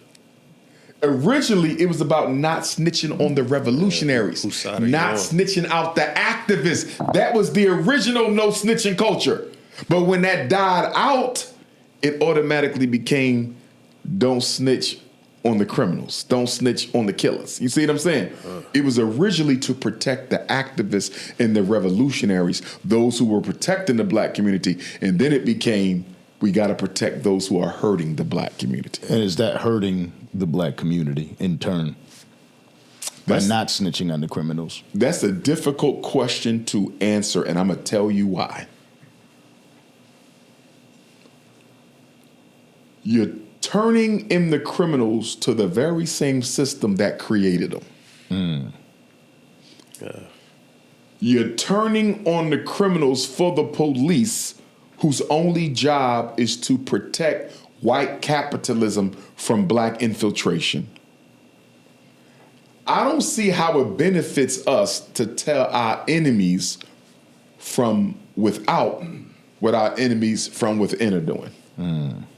White America created black crime. So why am I turning the criminal back into the person who gave them to me? But what about when it becomes somebody is facing 20 or 30 years for a crime they didn't commit? And there's somebody that's out there that's committing the crime. I don't see a problem with somebody saving somebody's life, right? By exposing somebody else's wrongdoing. But you know what my concern's still going to be? The criminal's attorney has a right to know who you are. What happens when they come to take your life, right? Because look at all the witnesses in our community who get murdered by the corner boys because they have a right to know. You see what I'm saying? Yeah. So if my daughter come to me and say, hey, Dad, I know who no, you're not. Because his lawyer is going to tell him who you are, and he going to call his homies on the street, his shooters, and you might not be here next week. Is it worth losing your life to stop somebody else from going to jail for a couple years? Seriously. You feel me? Deep. That now, if it was a perfect system where witnesses were completely protected, then I could see it. Absolutely. It seems like it just creates a bigger war. It creates a bigger war, a bigger problem. Yo, they are killing witnesses like it's going out of style, and nobody doing nothing about it. Sure. Never make it to court. Yeah, they're just here. This is his name. This is who it is. Why is it still legal? Yeah. Why is it still legal for the criminal to know who is testifying against them? I don't understand that. Why is it legal for you to know that I saw you do that? I mean, the basis is they have due process. They have to be able to face their witness. They got to be able to refute. Yeah, but it don't help justice. Absolutely. Because I am not going to risk my life to save somebody a couple years from prison if I know that this can cost my children, their father, my mother, her son. You see what I'm saying? Absolutely. There's so much that gets lost in this, and there's no protection for the witness, man. It's crazy. So I can't. I'll give you a scenario. The ends don't justify. I want to the give you a means. brief scenario of something that I heard recently. Somebody calls you, said, hey, let's take a ride. They need a ride. You give them a ride. They get out of that vehicle. They commit a crime. They take somebody's life. They hop back in your car. You go home. Police pick you up the next day. Hey, we have you at the scene of the crime. This happened. We got your vehicle. I'm telling in that case. You want to know why? You betrayed my trust when you got in my damn car and didn't tell me why you needed a ride and what you were going to do. You feel me? I owe you no trust because you just betrayed mine. You feel me? I'm a whole psychologist out here opening up a school for kids, and you just took me on a drive-by without my permission and my knowledge and my consent? Oh, I'm snitching. Yeah. And then those people also, again, put their lives. Yeah, we got to go to war though, because this directly implicates me. That's different. Yeah. It's one thing if I'm looking out my window. You feel me? Right. It's something else where you implicated me and made me an accessory to what you did. Oh hell no. Yeah, we got to go to war. I'm supposed to hold you down, like Bro, yo, But that's what a lot of people believe. You don't do that. A lot of people believe. Oh, well, you did this, you did that. I mean, Jesus Christ, what do you want me to do? You want me to trade my life for yours because you had a moment that you wanted to make a bad decision? Somebody said you gotta be gay to do some shit like that. You gotta be. You gotta be. And listen, I'm super grateful for you being here. This has been an amazing conversation. Yes, I didn't mean to keep you for this long. It's all right. I don't mind. I didn't mind. My final question is this. Life is grand. It's always our closing question to great guests. Life is grand. I can't sit there and say out of a 1 to 10 how you feel today. Do you feel sick? Do you feel, is it a 5? Out of a 1 through 100, there's this huge scale of life. Where do you feel like you are at in that scale today? I can't be at 100 without the school up and running. I always feel like there's more that I can be doing than what I'm doing. I'm my own worst critic. There's probably another reason why the criticism don't get to me so much, because I'm my own worst critic. I'm going to give myself a 80. 80. What does the 100 look like for you then? The 100 would be FDMG up and running. The 100 would be a permanent base in Africa of some type. And 100, I would have my wife, my queen, my permanent partner. That would be my 100. Ladies and gentlemen, this has been an epic beginning of a relationship, because I'm definitely going to be bothering them all the time to come back up. Black queens forever. Snow bunnies never. Sign us off, Orlando.